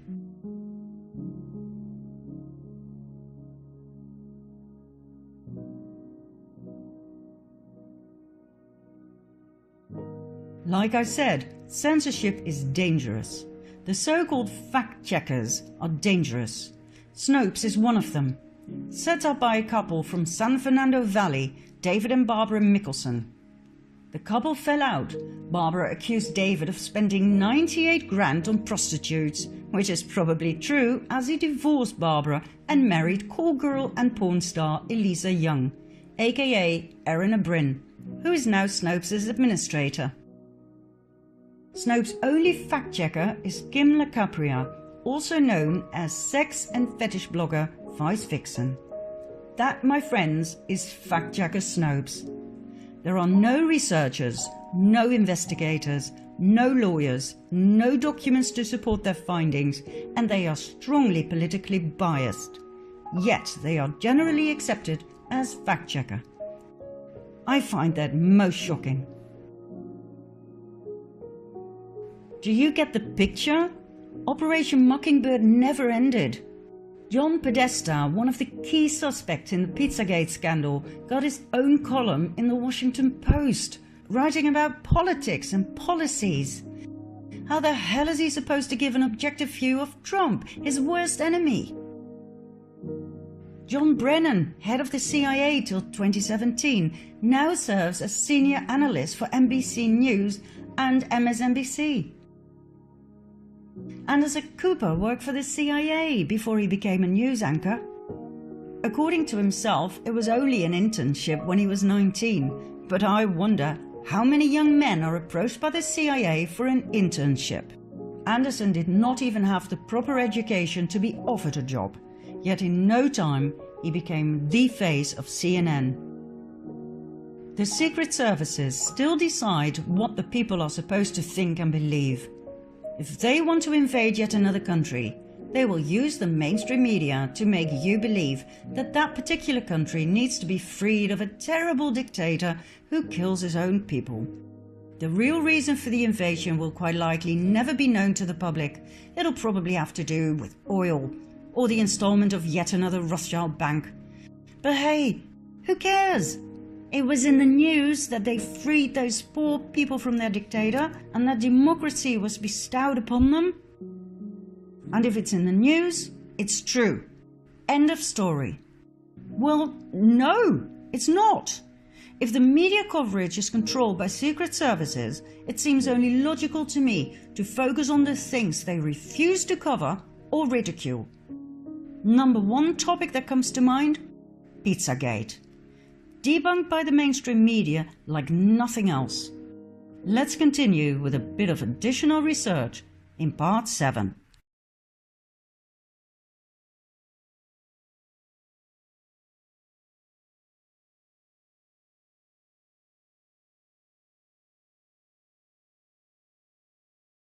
This is Marina Abramovic, a Serbian performance artist who likes to display the limits of the body and the possibilities of the mind. She pioneered a new notion of identity by focusing on confronting pain, blood and physical limits of the body. Let's have a look at her work.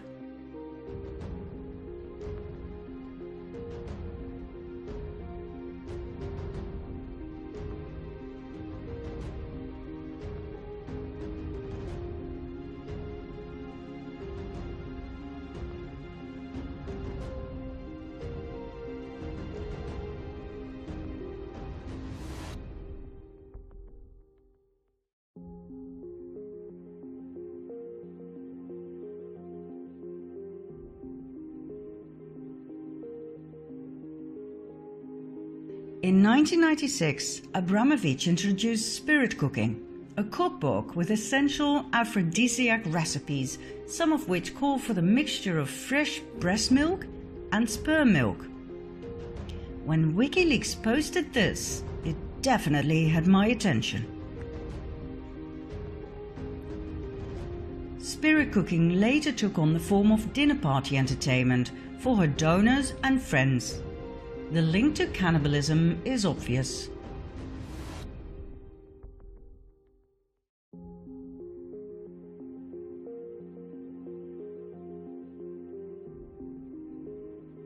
Abramovic furthermore made her appearance in the leaked Podesta emails.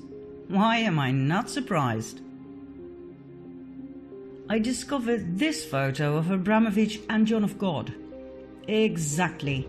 The very same Brazilian healer who was recently arrested and charged with multiple accounts of abduction, abuse, rape, child trafficking and murder. The very same personal healer of Bill Clinton. This picture is particularly interesting for the Dutch viewers. Before Willem-Alexander became King of the Netherlands, his mother Beatrix was on the throne. She frequented Abramovic's performances. On this particular occasion, she wore a brooch that seems to be a pizza slice. Now this may be far-fetched, but let's see. Meet Maxima Zorreguieta, born in Argentina and now married to our king Willem-Alexander van Oranje-Nassau, and daughter of the late Jorge Zorreguieta, who served as cabinet minister during the so-called Dirty War of dictator Jorge Videla. Maxima had 4 sisters and 2 brothers. One of her sisters is Dolores, an artist who came to the Netherlands in 2005 to exhibit her work. The exhibition was called Love Romance. Have a look for yourself.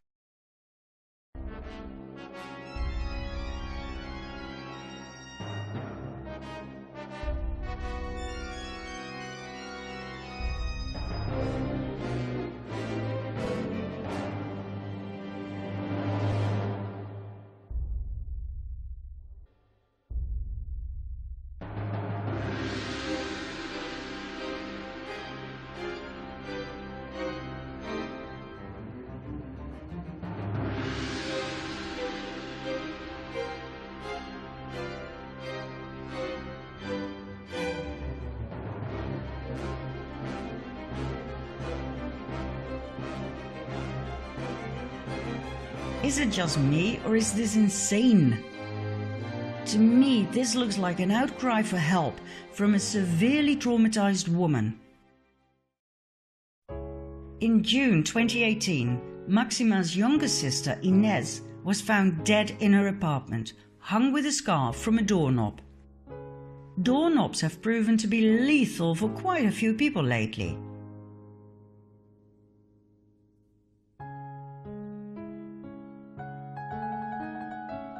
In other words, not suicide, but murder. Was Inez Sorreguieta about to spill the beans on the cabal? Is that why she was silenced? Could this be true? Let's have a look at some other doorknob victims.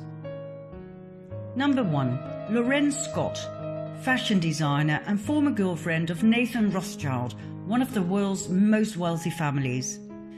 According to a longtime lover, Mick Jagger, Lorraine was not suicidal. Number 2. Chris Cornell, lead singer of the rock band Soundgarden and Audioslave. According to his family, he suffered from depression due to being sexually abused as a child. He and his wife founded the Chris and Vicky Cornell Foundation to support children suffering the consequences of abuse and neglect. He and his best friend, Chester Bennington, were working on exposing an elite pedophile ring. Cornell was also the main financial backer for the documentary The Silent Children about child sex trafficking. After he died, the project was cancelled. According to his family, Cornell was not suicidal at the time of his death. Interesting detail contradicting the suicide theory was the blood on his head and on the ground. Was Cornell killed by a stroke on the head and strangulation by means of his exercise belt? Number 3.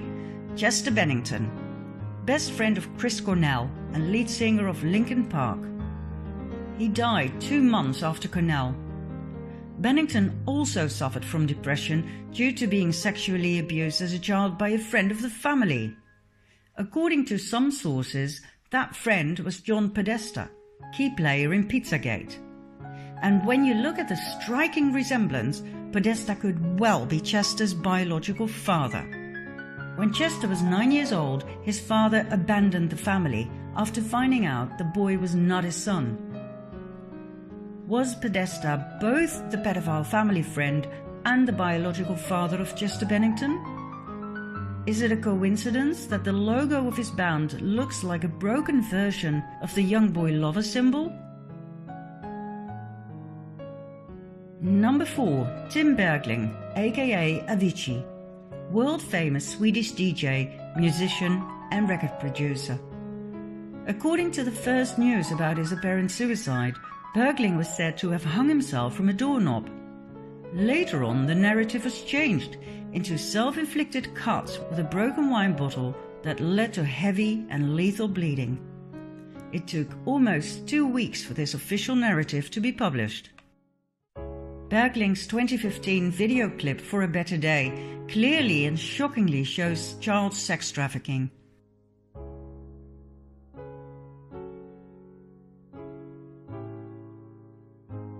At the end of the video clip, Bergling turns out to play the part of the abused boy, now grown up and ready to take revenge on his abusers.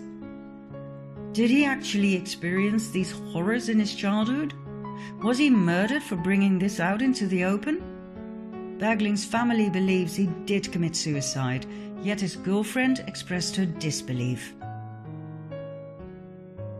Number 5. Annabelle Nielsen, ex-wife of Nathan Rothschild, who also lost Lorraine Scott through hanging, remember? According to her family, she died of a stroke, but according to friends, she was found hanging by a scarf from a doorknob. Number 6. Aaron Swartz, computer programmer and activist for internet freedom, for which he founded Demand Progress and Reddit. He died after hacking into MIT and JSTOR. Swartz was arrested and charged with computer fraud. However, 1 week after his alleged suicide, it became apparent that Swartz had leaked the hacked documents to WikiLeaks. One can only speculate as to the contents. Number 7. Kate Spade, American fashion designer. Spade led delegations to Haiti for the No Ceilings initiative of the Clinton Foundation, aimed at the global support of women and girls. Haiti is one of the main places on earth for child trafficking, and we've already seen the involvement of the Clintons in part 4. What did Kate Spade know that led to her death? Why did her husband Andy appear in public 2 days after her death wearing a rat mask? Was Kate about to rat to betray the Clintons? Was Andy Spade forced to wear the mask as a warning to others who just might rat? Number 8. Anthony Bourdain, celebrity chef, TV presenter and author. Bourdain openly criticized Hillary Clinton on multiple occasions. He spoke out strongly against globalization and deeply hoped Henry Kissinger would be called out for the war crimes he committed. Bourdain had been to Pedophile Island, Haiti, to shoot an episode for his TV program No Reservations. A month before his death, he posted a tweet about the wrath of Hillary Clinton he had experienced.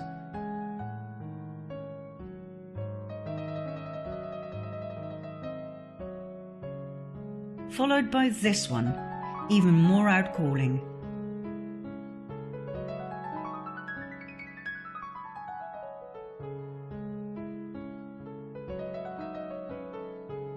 And then Bourdain died a sudden and unexpected death. So, what are we dealing with here? The world has obviously gone mad. We've already seen the normalization of pedophilia. Now the elite takes it a level higher, worshipping the devil and normalizing cannibalism.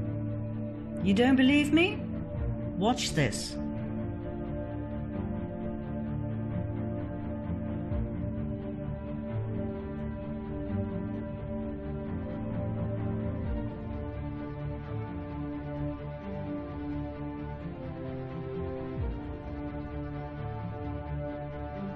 Is this really the sign of the devil?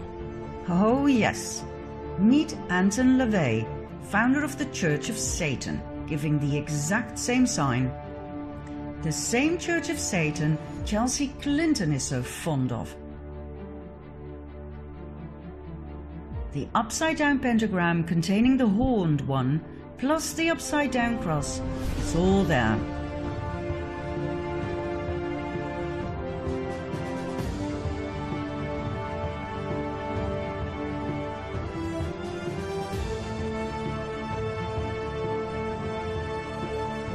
So, we have Satan,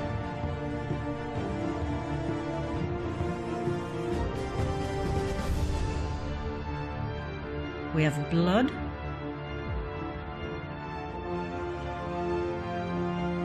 we have body parts,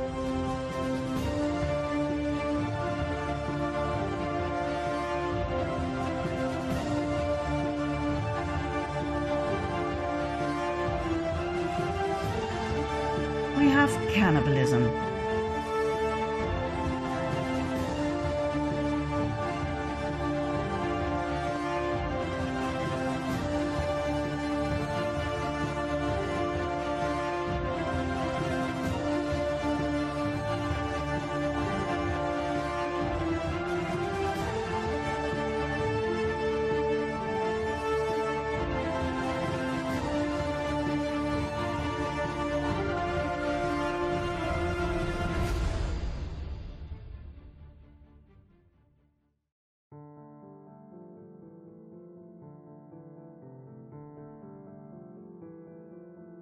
Statues of Moloch, an expression of the devil, are now watching over several American cities.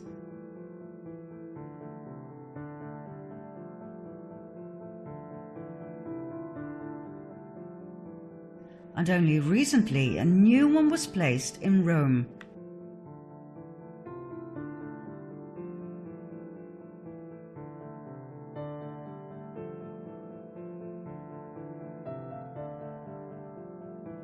Let's go back to the Dutch royal family and see how far this insanity goes. you've already met King Willem-Alexander and his beautiful Argentinian wife Maxima. They both have very interesting fathers. Maxima's father, Jorge Zorrigueta, was Minister of Agriculture in the regime of General Jorge Videla, a military dictator who ruled Argentina from 1976 till 1981 and who was responsible for the kidnapping, torture and murder of an estimated 30,000 people. As part of the Videla government, Zorrigueta must have known about the atrocities, but he claimed not to have been aware of the so-called Dirty War. In 2006, Zorrigueta was discredited once again during a lawsuit against the top of the Banca Repubblica for money laundering the profits of drugs and weapons trade. Zorrigueta was on the board of directors between 86 and 96, the time of major deals between the bank and drug cartels, but once again he came out clean due to bribery and corruption. His daughter Maxima didn't meet Willem-Alexander until 1999 in Spain. At least that is the official narrative, which is weird as the Dutch royal family had known the Zorriguetas for generations. Why did they lie about that? Prince Bernhard, Willem-Alexander's grandfather, frequented Argentina and the Zorriguetas even before World War II. Both families had a holiday mansion in Bariloche, a ski area with mostly German visitors and inhabitants. As a matter of fact, Bariloche was a Nazi den where many SSers and Nazi scientists went during Operation Paperclip.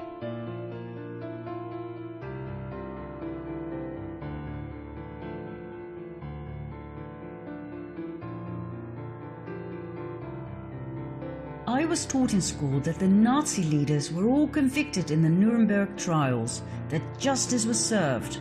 But did you know that only 10 Nazis were hanged and only 7 went to jail? That's it! The big Nuremberg trials, only 17 of them? Did you actually think, like I did, they all got what they deserved? Well, think again. They had way too much knowledge. Most of them were welcomed with open arms. NATO, NASA, they all loved them.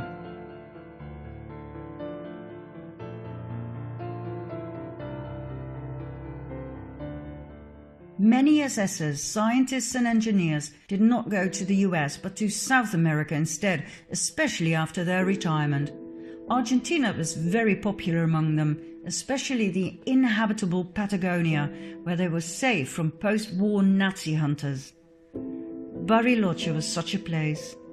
Big Nazi names such as Erich Priebke, responsible for and actively participating in the killing of 335 Italian men and boys in 1944. Reinhard Kops, SS officer who helped many Nazis escape to Argentina after the war. Josef Mengele, the Angel of Death from Death Camp Auschwitz, where he performed horrific experiments on children. And Adolf Eichmann, one of the major organizers of the Holocaust, all lived in Bariloche, later the favorite ski location of the Dutch royal family and the Zorriguetas. Both King Willem-Alexander's father and his grandfather were German. Both were part of the Nazi movement. Klaus von Amsberg, Willem-Alexander's father, was a member of the Hitler Youth. His parents were active participants in Hitler's NSDAP. When journalist Wim Klinkenberg wrote an article about Prince Klaus's Nazi past in Panorama magazine of December 1965, Dutch Prime Minister Kals personally interfered. He was stiffed about the contents of the article, in which clear evidence was presented that completely contradicted the official story about our prince's past. Kals ordered all 420,000 magazines that had only just been printed to be destroyed. Incriminating evidence, documents, letters, etc. against the Dutch royal family were stolen from journalist Klinkenberg's home. The people of the Netherlands were not to find out about the dark side of the royal family. King Willem-Alexander's grandfather, Bernhard von Lippe-Biesterfeld, was member of Hitler's NSDAP, the SA, and the SS, where he served Himmler's elite cavalry, the Equestrian SS. During the Nuremberg trials, the Equestrian SS was the only division that was not prosecuted, so that Bernhard von Lippe-Biesterfeld, by that time married to the Dutch Queen Juliana van Oranje-Nassau, would remain safe from prosecution and from scrutiny. Do you realize how much power the Dutch royal family must have had to accomplish this? I wonder how many Dutch people know about this. I was taught in school that Bernhard was a war hero, that he served the British Secret Service, that he even wanted all 200 Dutch SSers executed at the end of the war. So many lies. At his wedding with Queen Juliana, the orchestra was asked to play the Nazi song of the NSDAP. The director of the orchestra, Peter van Anrooy, refused, as did some of the musicians. But Bernhard made it happen. The song was played, many guests offered the Nazi salute, and the musicians who had been willing to play the song were later rewarded with a medal. During the war, Royal Shell gave millions of tons of crude oil to Hitler for free, a deal set up by Prince Bernhard. The crude oil was used for the Nazi tanks to invade and conquer the Netherlands.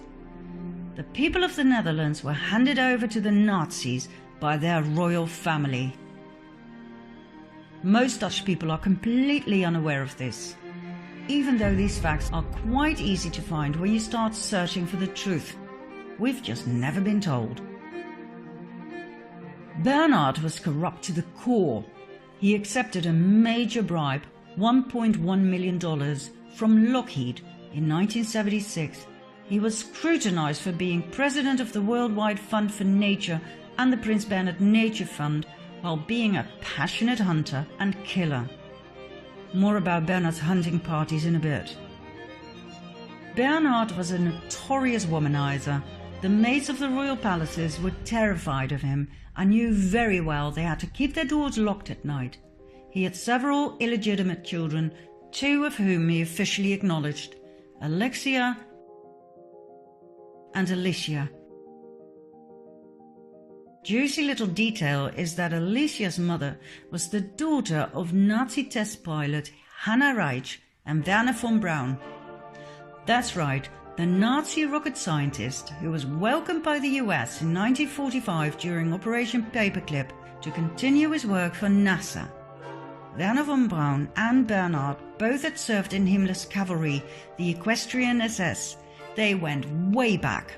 In 1952, Bernhard visited his old buddy Werner and took advantage of his daughter and left her pregnant. After that, he was no longer on speaking terms with the mother of his illegitimate child, as he put it himself. Bernhard was a much more powerful SSer than most people realize. Before, during and after World War II, he cherished and maintained his contact and friendships with other SS officers, both in Argentina, where he went on so-called trade missions for the Netherlands, and in Germany, which has always been denied by the royal family and the Dutch Central Intelligence Agency. Bernhard also founded the Bilderberg Group, where political and industrial leaders gather once a year to discuss, well, nobody really knows, as it's highly secretive. You can only become part of this exclusive group upon invitation. When Prime Minister Luns tried to enter the conference in 1977, he was literally thrown out. There's one thing all researchers agree on: the Bilderberg Group is definitely cabal.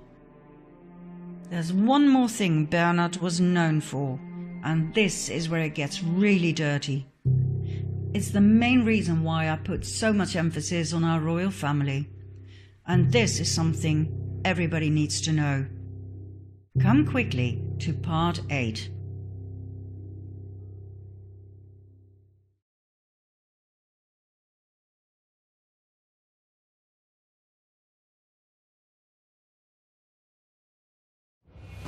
The more I studied the hidden side of the European royal families, the further I fell down the rabbit hole, until I stumbled upon something extremely dark.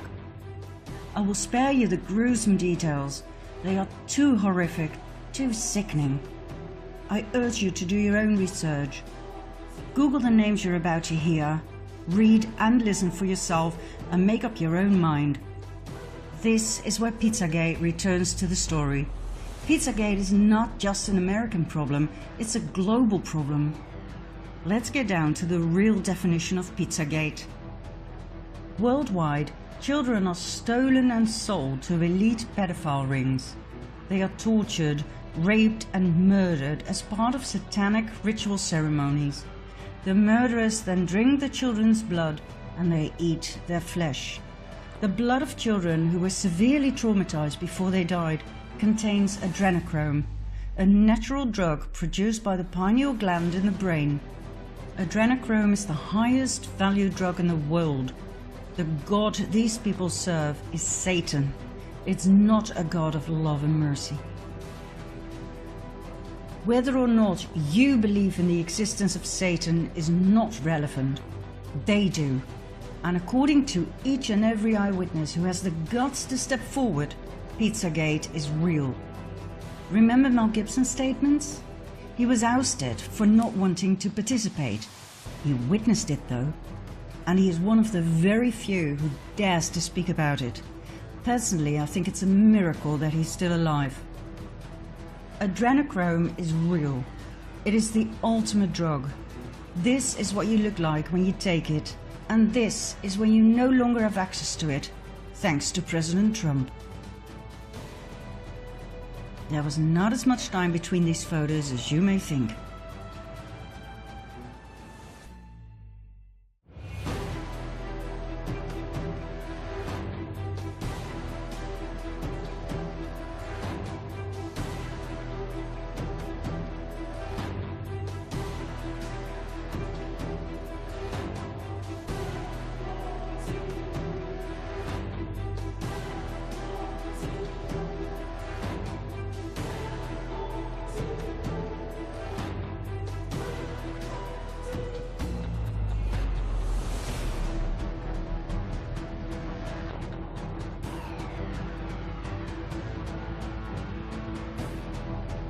Not many children survive the satanic ritual ceremonies.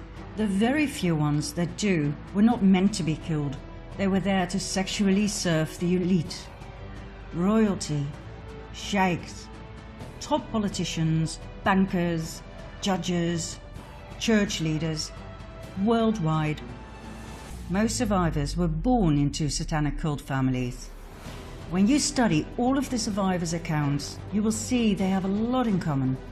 The same description of the atrocity inflicted upon them, the same names of perpetrators, and the same elite they belong to. The problem, however, is that these survivors are not believed by most people. It's easier to assume that they're insane or attention seekers than to face the horrible truth. Furthermore, not many survivors dare to step forward. They are simply too traumatized. I spent countless hours listening to their horrifying accounts. I read police reports, and I am convinced these people are not crazy. They are not attention seekers nor liars. Their stories are consistent. Please do your own research and find out about the following victims and/or eyewitnesses. The Dutch Annemarie van Blijenburg, Toos Nijenhuis, Anneke Lucas, and Ronald Bernard. The Irishman Richard Kerr, brother and sister Gabriel and Eliza Dearman from the UK, the American Sarah Ruth Ashcroft, and the Australian Fiona Barnett. Whenever a child sex offender was arrested in the Netherlands and its neighbouring Belgium, think Mark Dutroux, Roberts Mickelsons, they all swore they were supplying children for a large elite network. They were not believed. They were presented to the public as lone wolves, operating on their own. Most viewers will now once again experience some more cognitive dissonance. But hey, remember when the first reports emerged about the sexual abuse of boys and girls by Catholic priests and nuns? At first nobody believed it. People were too shocked to handle it. But now, so many years later, it is common knowledge to most people. The church paid millions of dollars to its victims in an effort to silence them. We now have the evidence. We have numbers, statistics. People have grown used to the idea that priests, bishops and cardinals rape children on an enormous scale. And if you think the popes washed their hands in innocence, you're in for a big shock. Now I realize that satanic cult offerings of babies and children is a step further than sexual abuse, but I can assure you that more and more victims will soon speak up. And step by step, people can work their way through their cognitive dissonance so that soon we'll be able to save these children. Where do these children come from? How come they can simply disappear without a trace, without worried parents who report them missing? They come from orphanages, children's homes, youth detention centers. Some are homeless. Many are refugees fleeing wars. These children are stolen, sold. We're talking the fastest growing trade here. According to the survivors, not only the Dutch but also the British royal family are heavily involved in all of this. Back in the 1980s, a major controversy arose when it became clear that Prince Charles was a very close friend of Jimmy Savile, a notorious pedophile. Not only Charles, the entire royal family loved Savile, as did Prime Minister Margaret Thatcher. Savile was named by many victims and was said to have been extremely violent and cruel. He was never prosecuted and died a free man. Then there's the interesting close friendship between Prince Andrew and convicted pedophile Jeffrey Epstein. Epstein held several young women as sex slaves, hiring them to his elite friends such as Prince Andrew. The royal family has always denied the allegations.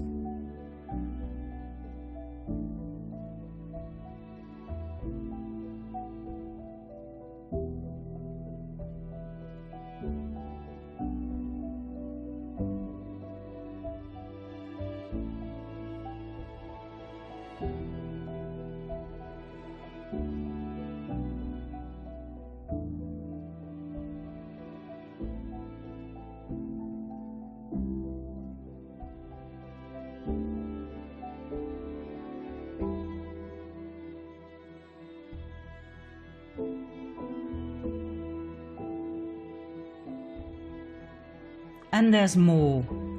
In 2015, a video emerged, shot by a Swedish tourist at Buckingham Palace. It shows a naked boy climbing out of a window of the palace using a bed sheet. The boy cannot hold on and falls to the ground.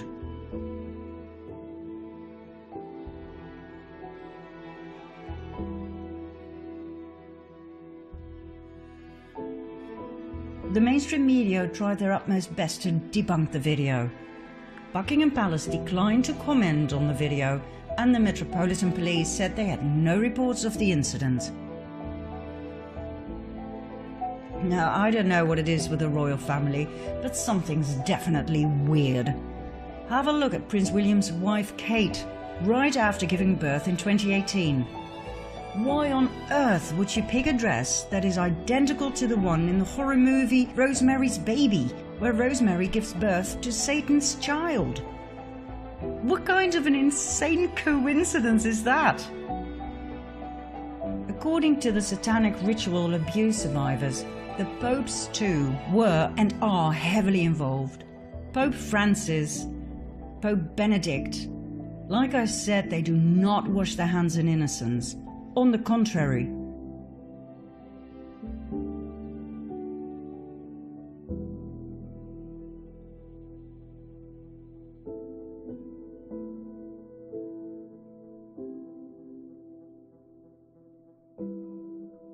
Both Pope Francis and the Dutch Prince Bernhard loved hunting parties, according to the survivors. Once again, I will do you the great favour of sparing you the disgusting details, but it boils down to this. The hunting parties took place in secret in forests, most of which belonged to royal estates in several European countries.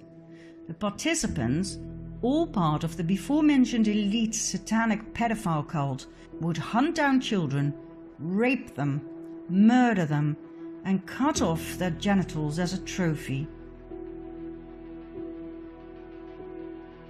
In February 2013, former Pope Benedict Joseph Ratzinger was prosecuted and sentenced by default for crimes against humanity by the International Tribunal into Crimes of Church and State. Ratzinger's crimes included child trafficking and protecting priests who had raped children. Is this why he stepped down, even though being a pope is a nomination for life? Interesting little detail is that lightning struck St. Peter's twice, only moments after his resignation. The same verdict followed for Pope Francis. One accusation was added: complicity in murder in Argentina. Others who were also prosecuted and sentenced for crimes against humanity were the British Queen Elizabeth Windsor and her husband Prince Philip, former Canadian Prime Minister Harper, and 27 other dignitaries. Whether or not this will lead to arrests? Time will tell. For now, both the Pope and the royal family enjoy immunity. The International Tribunal into Crimes of Church and State extensively investigated the case of the rape, torture and murder of 50,000 native children in Canada. The United Church of Canada, the Anglican Church and the British royal family played a major role in this case, as did the Dutch royal family, who fled to Canada to be safe from World War II.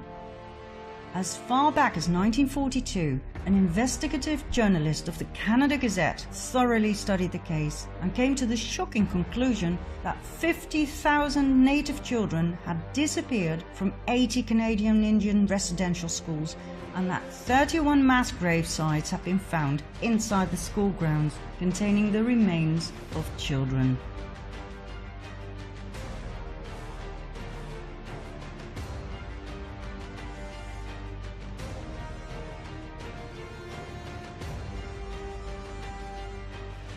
Now, as shocking as this may be, it is nothing new. On a regular basis, mass baby and children's graves are discovered, often near nunneries. In some cases, we don't know exactly what happened. In other cases, we do know, due to forensic evidence and the eyewitness accounts of survivors. Mel Gibson was right when he said that satanic cults with child sacrifices are nothing new. It goes way back into history. For thousands of years, children have been murdered to please Satan, Lucifer, Baal, Moloch, or whatever you want to call him. I have found many paintings of child sacrifice in Catholic churches during my own research. It's part of human history, but that doesn't mean it's okay.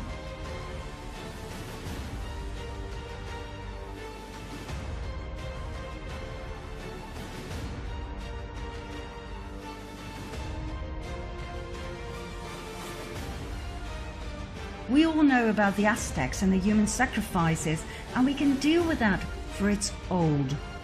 But until recently, I was not aware of any of this. I'd never heard about Pizzagate and satanic Luciferian cults with child sacrifice. I thought it belonged to the past, to the Dark Ages. Well, I guess we're still living in the Dark Ages. All of the satanic cults are connected, worldwide. People at the highest level are only at the highest level because they participate. And once you're in for life, through blackmail with pictures and video footage taken in secret. And some don't even need blackmail, they simply thrive on the pain and suffering of others. Some names have been named, others will follow soon. The people will be shocked to the core when this comes out. Let me give you one piece of advice. When the video of Hillary Clinton and her right hand Huma Abedin raping, torturing, mutilating and killing a little girl comes out in the open, do not watch it. You will not sleep again.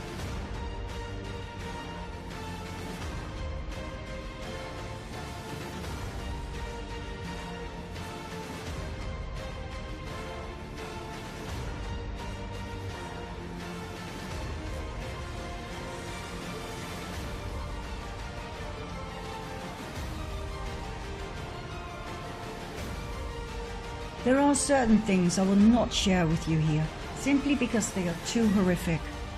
Like this shower torture of a child by John Podesta. Search and find it for yourself if you like. I wish to wake people up, not traumatize them. The same goes for the red shoes. You want to know what they're made of? Do your own research. I'll give you a small hint. The tradition of red shoes for the elite goes all the way back to the Byzantine tradition, when kings would wear them as symbols of bloody martyrdom. The video, by the way, was found on the confiscated laptop of Anthony Weiner, the ex-husband of Huma Abedin. It was stored together with thousands of other files in a folder called Life Insurance. Talk about blackmail. Weiner, by the way, was sentenced to serve 21 months in prison for sending sexual texts to a minor back in 2017. Oh, and the good news is, Weiner's laptop has officially been accepted in court as evidence. I can assure you we'll be hearing a lot more about its contents very soon. Now, what happens when you try to make any of this public? Either your TV career ends right there and then, or you get a heart attack,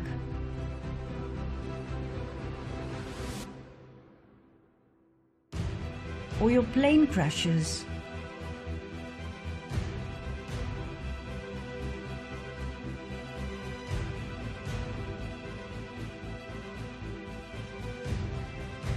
or you end up dead in a hotel room.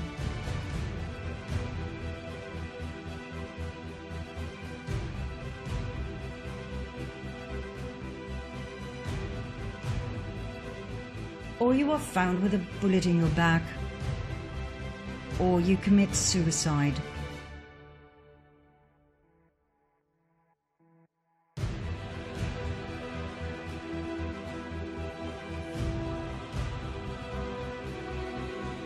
And guess what? I haven't even shown you the real top of the pyramid of power yet. Just the visible top. Did you think the Rothschilds, the Rockefellers, George Soros, the government leaders, even the royal families, did you think they are the top of the 1%? They are not. There is a very dark order above them all, making puppets of everybody else, even of kings and queens. Ever heard of the Jesuit order? Did you know that there are 3 popes instead of 1? Ever heard of Agenda 21? Of its sequel? The depopulation program? This is so big, it does not fit in this first documentary. It will form a film of its own, which I promise to present in a very near future. What I wish to give you now is hope. After all of this misery, it's time for some light. And the good news is, there is plenty of that. Come with me, finally, to the good news in part 9 and 10.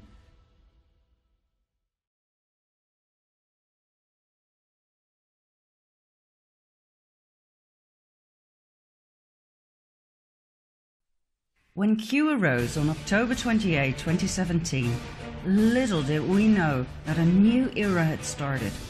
Something big, something massive started unfolding before our very eyes, but most people remained completely in the dark.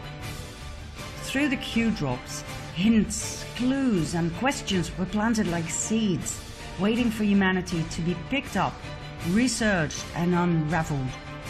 Bit by bit, we, the people, woke up. Using other means than the mainstream media, the QAnons started communicating with each other through Facebook, Twitter and other social media. The same social media that was set up by the cabal to monitor the people 24/7 were now used to find each other and to spread news and findings. There was no stopping us anymore. People in France went out into the streets in yellow vests, showing President Macron that they no longer complied. What started off with small groups evolved into mass protests. For over a year now, tens of thousands of people have been gathering every Saturday.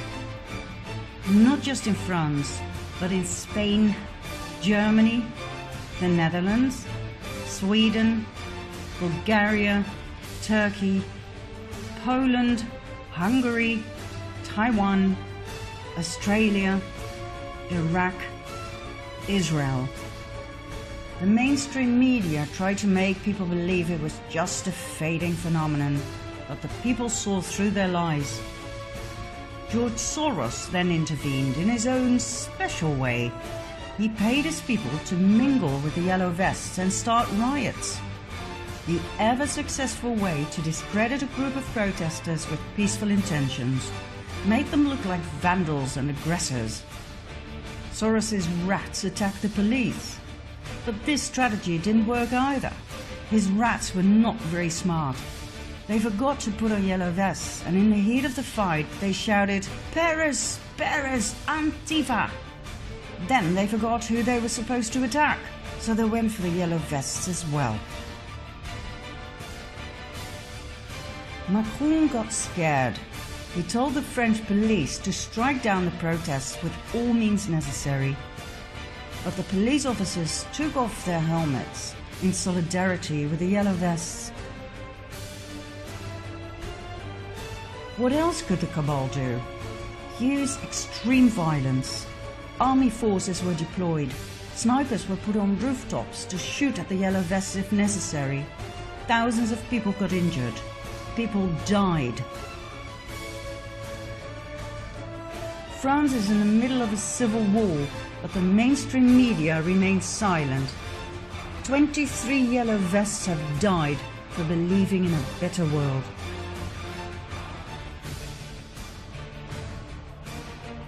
South America too shows massive protests, where people demand their corrupt governments to step down. The world is experiencing the biggest revolution ever. The worst nightmare of the cabal has come true. The people have woken up. And contrary to other revolutions that humanity went through in the past, this revolution is one of knowledge, understanding of how things are run by the elite, and the willingness to work together to create a better world. A revolution of the people can only work when there is help at the top. That help was never there in the past, but now there is. That is what makes this revolution different. We have an ally at the top, an ally that we refer to as Q. Q is a group of people, not an individual. The intel Q provides is top level. I believe Q comprises of Donald J. Trump and some of his most loyal army generals. Without the help of the army top, the plan that is unfolding would never stand a chance. But there's more to Q than meets the eye. I am convinced there are some secret components that will be revealed soon.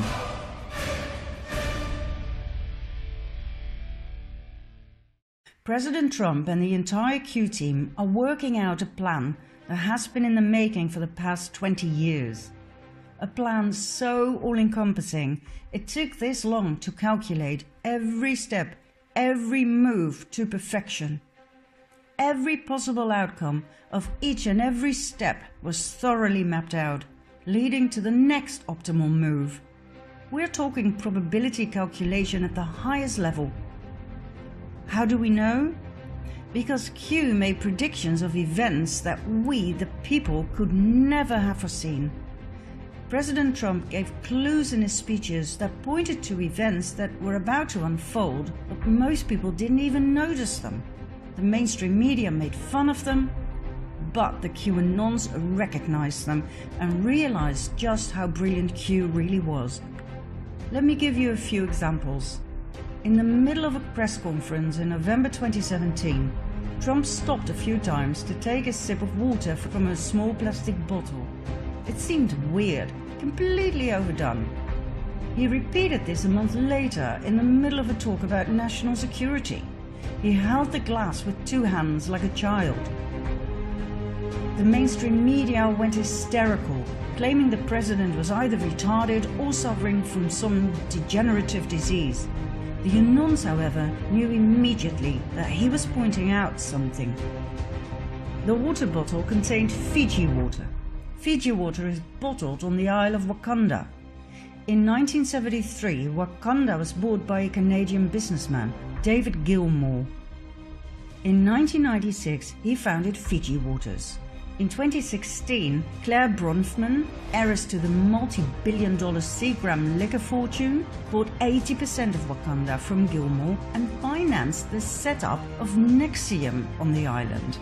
Exactly, the sex cult run by Keith Raniere, who branded his initial into the women that he kept on the island as sex slaves, who were lured in by sweet-faced Alison Mack, the Smallville actress. The ball started rolling, arrests were made, and in April 2019, Raniere was found guilty on all charges, including racketeering and sex trafficking. Some of his victims were minors. Claire Bronfman and her sister Sarah pleaded guilty on all charges, as did Alison Mack. More incriminating things will come to the surface soon. Nexium donated a large amount of money to the Clinton Foundation. Claire Bronfman was CEO of a company called Bronfman Rothschild, as was Evelyn Rothschild and his wife Lynn. Remember them from the previous episodes? Isn't it fascinating how the same key players keep popping up? There's one more disturbing thing about this case, which involves the Dalai Lama. In May 2009, the Bronfman sisters organized an event with the Dalai Lama in Albany. There was a lot of criticism towards the Dalai Lama. How could he connect his good name with a sex cult? But he decided to go anyway. 10 days after the event, the Dalai Lama Trust was founded.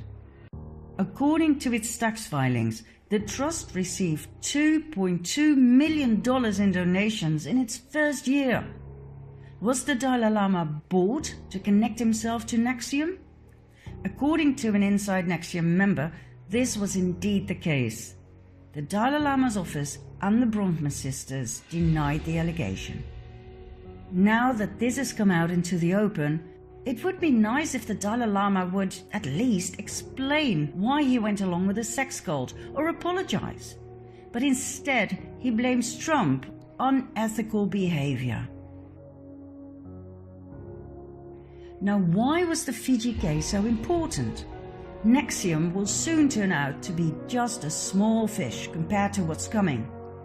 Think crimes against children, sex trafficking, and satanic child sacrifice.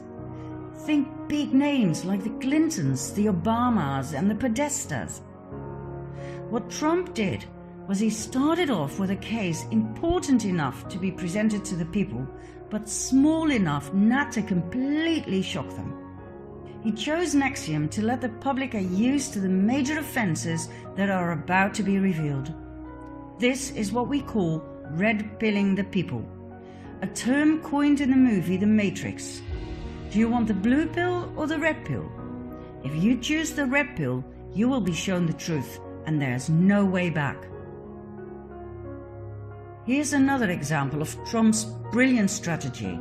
In June 2017, Melania boarded the presidential plane on her way to visit a youth detention center with Mexican migrant children who had been separated from their parents. She wore a coat with the text, "I really don't care, do you?" It was a strange choice, for the coat wasn't fashionable at all, and the text was quite provocative, to say the least. Once again, the mainstream media went into a frenzy, but the QAnons knew the Trumps were giving yet another clue. The coat turned out to be a Zara product. An investigation made clear that Zara made use of slave labor. As a result, Armancio Ortega, founder and CEO of Zara, resigned 6 months after Melania's action.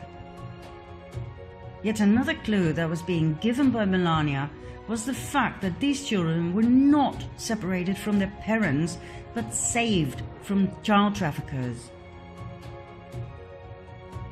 More than 8,500 CEOs resigned over the last 2 years, many for unclear reasons, just like Hugh had predicted. Was Trump indeed draining the swamp like he had promised? One of Q's crumbs that was repeated several times was, "We have the server." It quite clearly referred to Hillary Clinton's server, the one she tried so hard to destroy before it would be used against her in a court of law. But how did the Q team lay their hands on it? The clue was given in Helsinki, Finland, when Trump met Vladimir Putin on July 16, 2018. Trump openly asked the audience, "Where is the server? Where are the servers? They are missing. Where are they? What happened to Hillary's emails? 33,000 emails. They're gone. Just gone. I think it's a disgrace." Remember the scene with the soccer ball? Putin handed Trump the ball and said, "The ball is now in your court." Trump took the ball and said, "This will go to my son, Barron." He then threw the ball to Melania. What was so special about the ball? Why the big smiles and the twinkling in their eyes? What was going on here? And why did Melania post a tweet with this picture later that year? Many QAnons agree on the theory that the content of the servers was inside that soccer ball, containing enough incriminating evidence to put a lot of people in Washington, D.C. behind bars for life. Try evidence for the Uranium One scandal, where Hillary Clinton, as Secretary of State, and with knowledge and approval of President Obama, gave Russia control of 20% of America's uranium by approving the Rosatom deal. The Russian company Rosatom had bought the Canadian company Uranium One in 2010, 3 years after the latter had purchased Eurasia, owned by Frank Giustra, our friend with the pedophile logo from Part 4. Remember? Giustra had officially stepped down after the purchase, so why did he donate $145 million to the Clinton Foundation right after the Rosatom deal was signed? Why on earth was he too embraced by the Dalai Lama? And why the hell did he get the Dalai Lama Humanitarian Award when he is involved up to his ears in child trafficking? Why did Bill Clinton receive $500,000 for a talk in Moscow right after the Rosatom deal was announced? Do you know what we're looking at here? Bribery, corruption, pay to play, money laundering, and high treason. This was the real Russian collusion. Oh, by the way, why did Trump say this soccer ball was going to his son Barron? According to insiders, Barron is extremely intelligent with an IQ of 146. He is said to be incredible with computers, especially when it comes to hacking, cracking codes, passwords, etc. Bearing this in mind, I so understand the facial expressions that one fine day in Helsinki. Soon, very soon, there will be arrests, mass arrests. Everything has been laid out, 20 years of preparations. The CIA, FBI, DOJ, NSA, every three-letter agency has been cleared of deep state actors. How can you make arrests when the agencies are corrupted? You cannot. That's why Comey, McCabe, Brennan, and other key players had to go. That's why some of them suddenly stepped down while others were fired. The stage has been set. The world will be in for a major shock. How on earth are people going to respond when it becomes clear that Obama, Pelosi, Schumer, Feinstein, Strzok, Page, the Clintons, that they all tried everything they could possibly think of to impeach the President of the US? We will soon see that it went much further than just spying. It went as far as organized murder attempts. The cabal, the deep state, tried to assassinate the President of the United States on multiple occasions. They tried to force Trump to go to war with North Korea, but after annihilating the cabal strongholds there, he brought peace. They now try to force him to go to war with Iran, but I can assure you he will do the exact same thing. Annihilate the cabal strongholds first, and then bring peace. Q said it would happen this way. First Korea, then Iran, Israel last.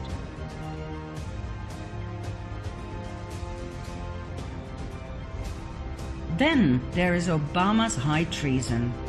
Everything you were told about him by the mainstream media will soon turn out to be false, falsified on purpose. Soon we will be presented with hard evidence concerning his birth certificate, his ties to the Muslim Brotherhood, the extremist party behind ISIS. Pictures such as these will start to surface.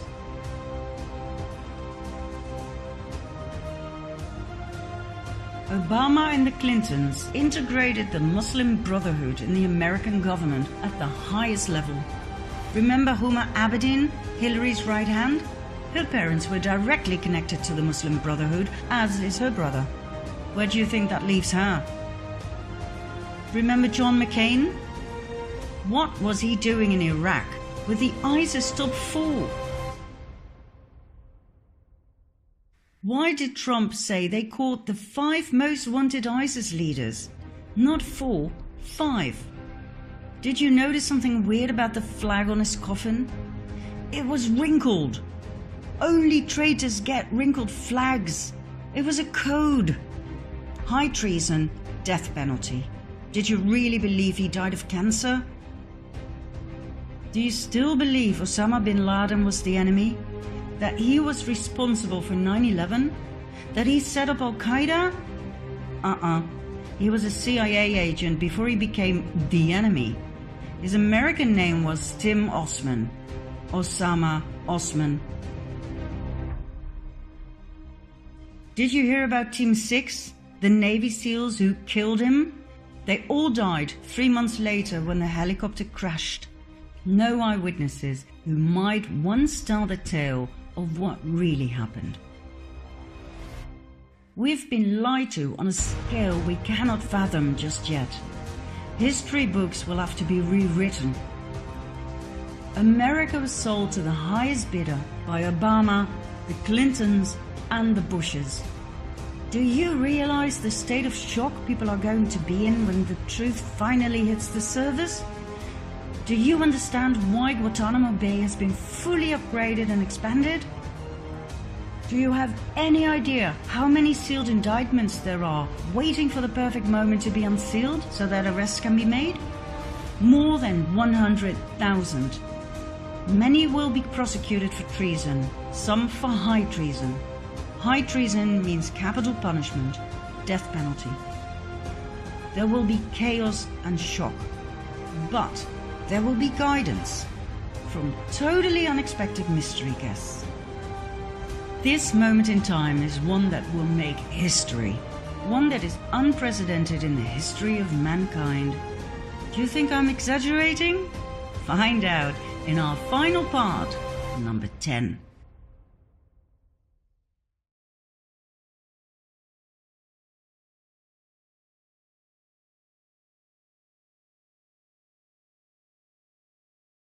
When everything we've seen in the previous episodes is presented to the public with undeniable evidence, people will be in shock. The normal way to deal with shocking information is to first deny it and ridicule the messenger, then get scared, angry or depressed, and finally accept it as the new paradigm. This will take some time. I believe we're going to need a spokesperson to convey to the world what happened. Somebody who will be believed by everybody, Democrats and Republicans alike. That person cannot be Donald Trump. He will be hated by the Democrats, no matter how much peace he brings upon them. If I were to choose, for the US at least, it would have to be JFK Jr., John as his father used to call him. Loved and trusted by the entire nation, mourned by every American citizen. Too bad he is no longer amongst us. Or is he? When I first heard about the possibility of him still being alive, I thought, oh God, not yet another conspiracy theory. But when I did some more research, I started doubting. This is an aerial photograph of JFK's memorial. That's right, it's a Q. Remember this code? It was engraved in the ship bell on JFK's boat. Where we go one, we go all. JFK was murdered because he wanted to expose and get rid of the cabal. He intended to start with the CIA, just like Donald Trump. He too knew that the CIA had turned into an uncontrollable monster that no president or government could restrain, but he had no idea what he was up against. JFK was assassinated. Nobody will ever forget these pictures. John saluting at his father's funeral. The entire nation mourned. Junior grew up to be a lawyer. He swore he would avenge his father and take his killers to court, even if he had to bring down the government, as he put it. He ran for the New York Senate seat in 1999, as did Hillary Clinton. John would have won by miles. He was born to be the next president of the US. But it wasn't meant to be. On July 16, 1999, his plane crashed into the ocean. There were no survivors.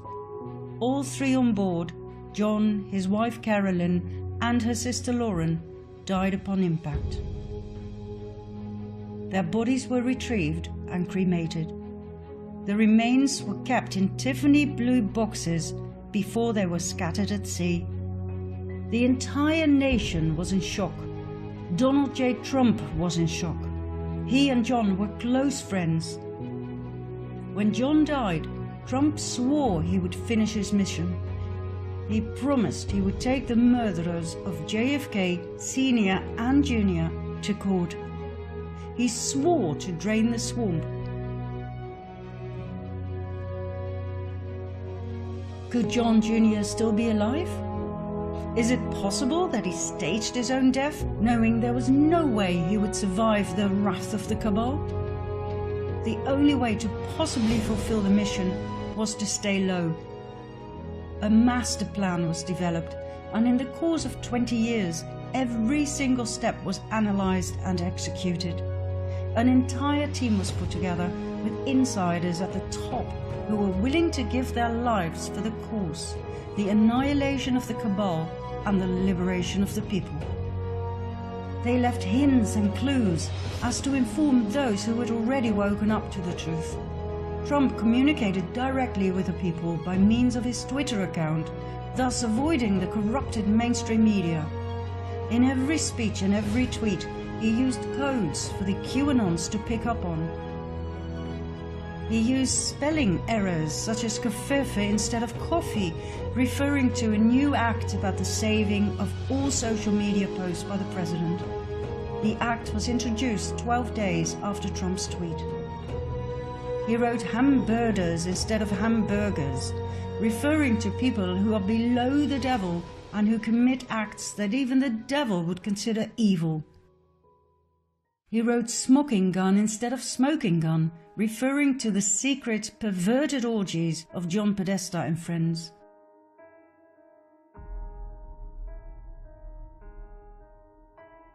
Trump's clumsy behavior showed his victory over cabal key players.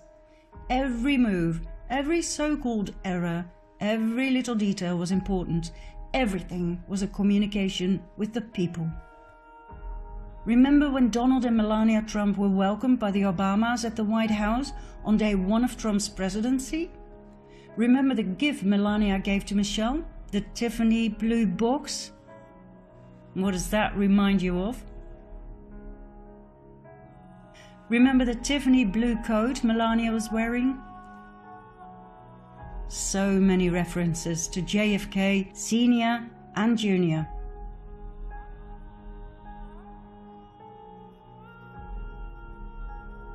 There's one more clue that John might indeed have staged his own death. In September 1995, he founded and edited a glossy politics lifestyle magazine called George. In this particular edition, the cover seems to be giving a lot of clues. Survival Guide to the Future? Interesting. Bill Gates on world domination? Okay. Hillary Clinton, Indictment Day. Will Hillary get busted? Wow! The lady reappears in the editing room. In the background, there she is. Platform 2020. That's the year of the next presidential election. And then it reads, "Buckle your chin strap and hold on as George enters the time warp and re-emerges in the year 2020. Time warp? Is this John communicating that he will reappear in 2020? If John is alive, would he show himself to the public from time to time? Disguised, of course, yet clear enough for the anons to see? Meet Vincent Fusca, presented to the public as a Trump enthusiast and volunteer at the Trump rallies. Now I know he's not the spitting image of John Jr. Different nose, different mouth, not quite as handsome. But hey, if they can make Eddie Murphy look like this, everything is possible, right? Bear that in mind. Vincent Fusca does not seem to have a past. No old pictures, no family tree, nothing.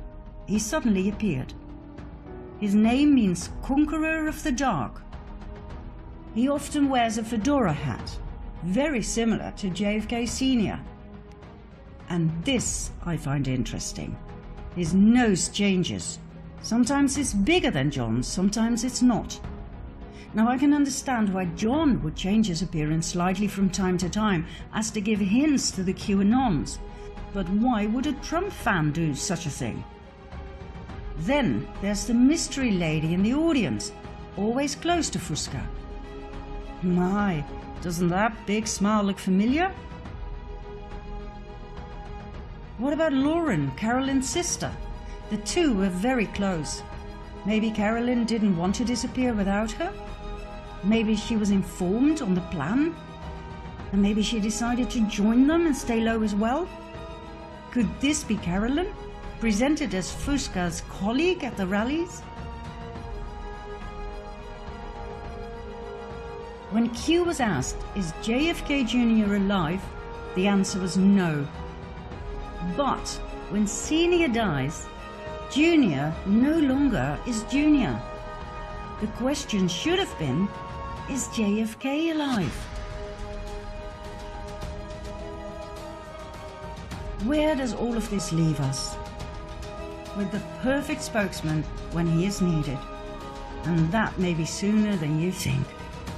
As soon as the FISA documents are released, the sealed indictments are unsealed and the arrests are made, that's when I expect him to step forward.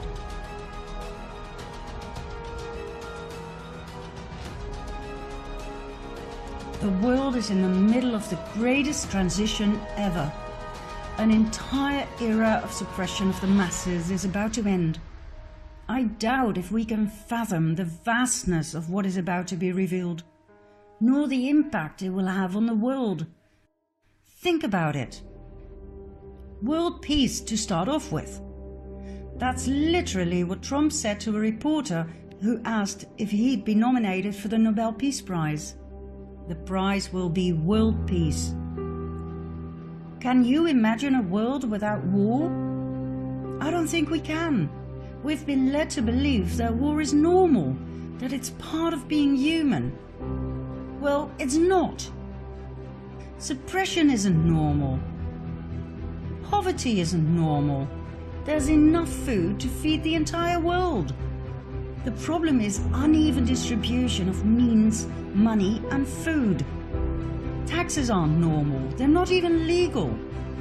Trump has already stated he will get rid of the Fed and several taxes, including income tax. As we've seen in part 2, they are illegal, unconstitutional. Can you imagine how much money can be saved that way? Can you even begin to imagine what even distribution will look like? Then there's the impact all of this is going to have on our use of energy resources. I'm sure you've heard of Nikola Tesla, the famous inventor of many beautiful things in the area of electricity, magnetism and physics in general. An absolute brilliant mind who wanted to share his invention of free energy with the world. This was a thorn in the side of the cabal, who made billions of profit with oil, coal and other fossil fuels. Tesla was arrested, his work was stolen. All his inventions were seized by the American government. John Trump, Donald's uncle, was a brilliant physicist, electrical engineer and inventor. During World War II, he joined the National Defense Research Committee. In 1943, he reviewed and analyzed the Tesla papers right after Tesla died. That's right, Tesla's inventions on clean and free energy, on anti-gravity, and on much more that has been kept hidden from the public because there was no money in it, fell into the hands of Donald Trump's uncle, whom he loved and greatly admired. Guess how that fits in Q's plan to save the world. Oh, and there's one more thing. Take a look at this picture. Doesn't John Trump remind you of someone? Somebody very important in the truth movement? Julian Assange. Could he be John Trump's son? Donald Trump's cousin? Let's put it this way. Nothing surprises me anymore, and it sure makes sense.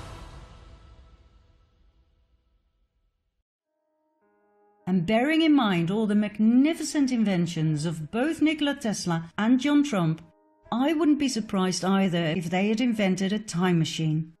After all, if you can bend space, which was definitely within the reach of Tesla, then you can change time.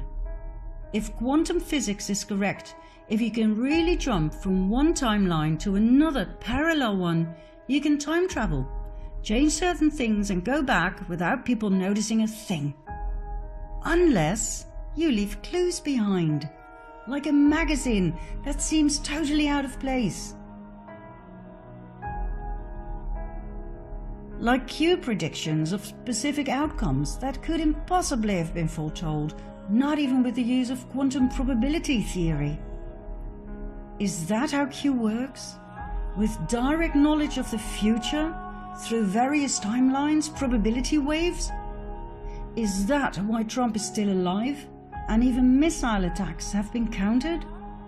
Is this how Q manages to predict exact poll numbers and events to the minute and second precise as encoded in the Q drops and the Q clock? Is this how the mysterious author Ingersoll Lockwood was able to write a book in 1889 and another one 4 years later about young Baron Trump and his adventures through a space-time portal guided by a man called Don, the master of all masters? All current topics are in the books. Dirty politics, an unexpected candidate, a man called Pence, Russia, even the exact location of the Trump Tower. 1889? The mysterious author also wrote a book about the last president. Furthermore, his name appears on a watch, the Ingersoll Trump Pocket Watch. The same sort of watch used by the White Rabbit in Alice of Wonderland, a tale often referred to by Q. Time travel?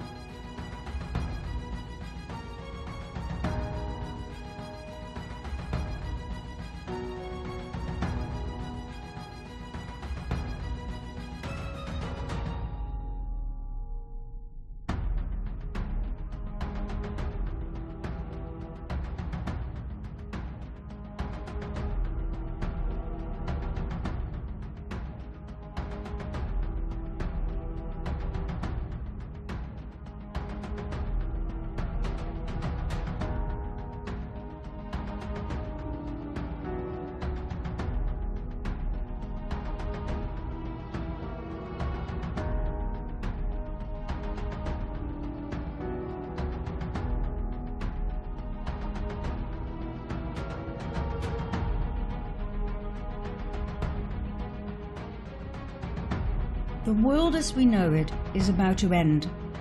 What is awaiting us is a new era of peace, liberty, equality and harmony.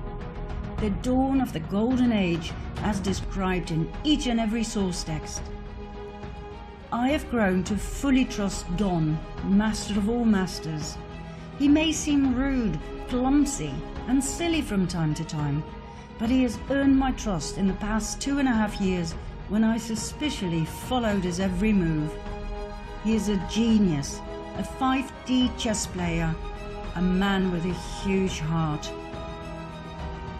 There will be a relatively short bridge period between the two in which people can adjust to the new paradigm and its energies.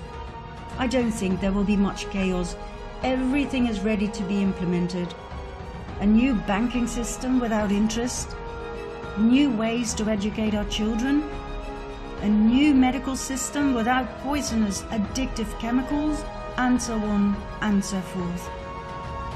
All we have to do is be patient, watch everything unfold, trust the plan, do whatever we can to help others wake up, and remain focused and ready to assist, ready to help create a beautiful new world. Some people will wake up faster than others, remain calm and in service to all. Or as Q once put it so beautifully, as long as you sleep, we will fight for you. Where we go one, we go all.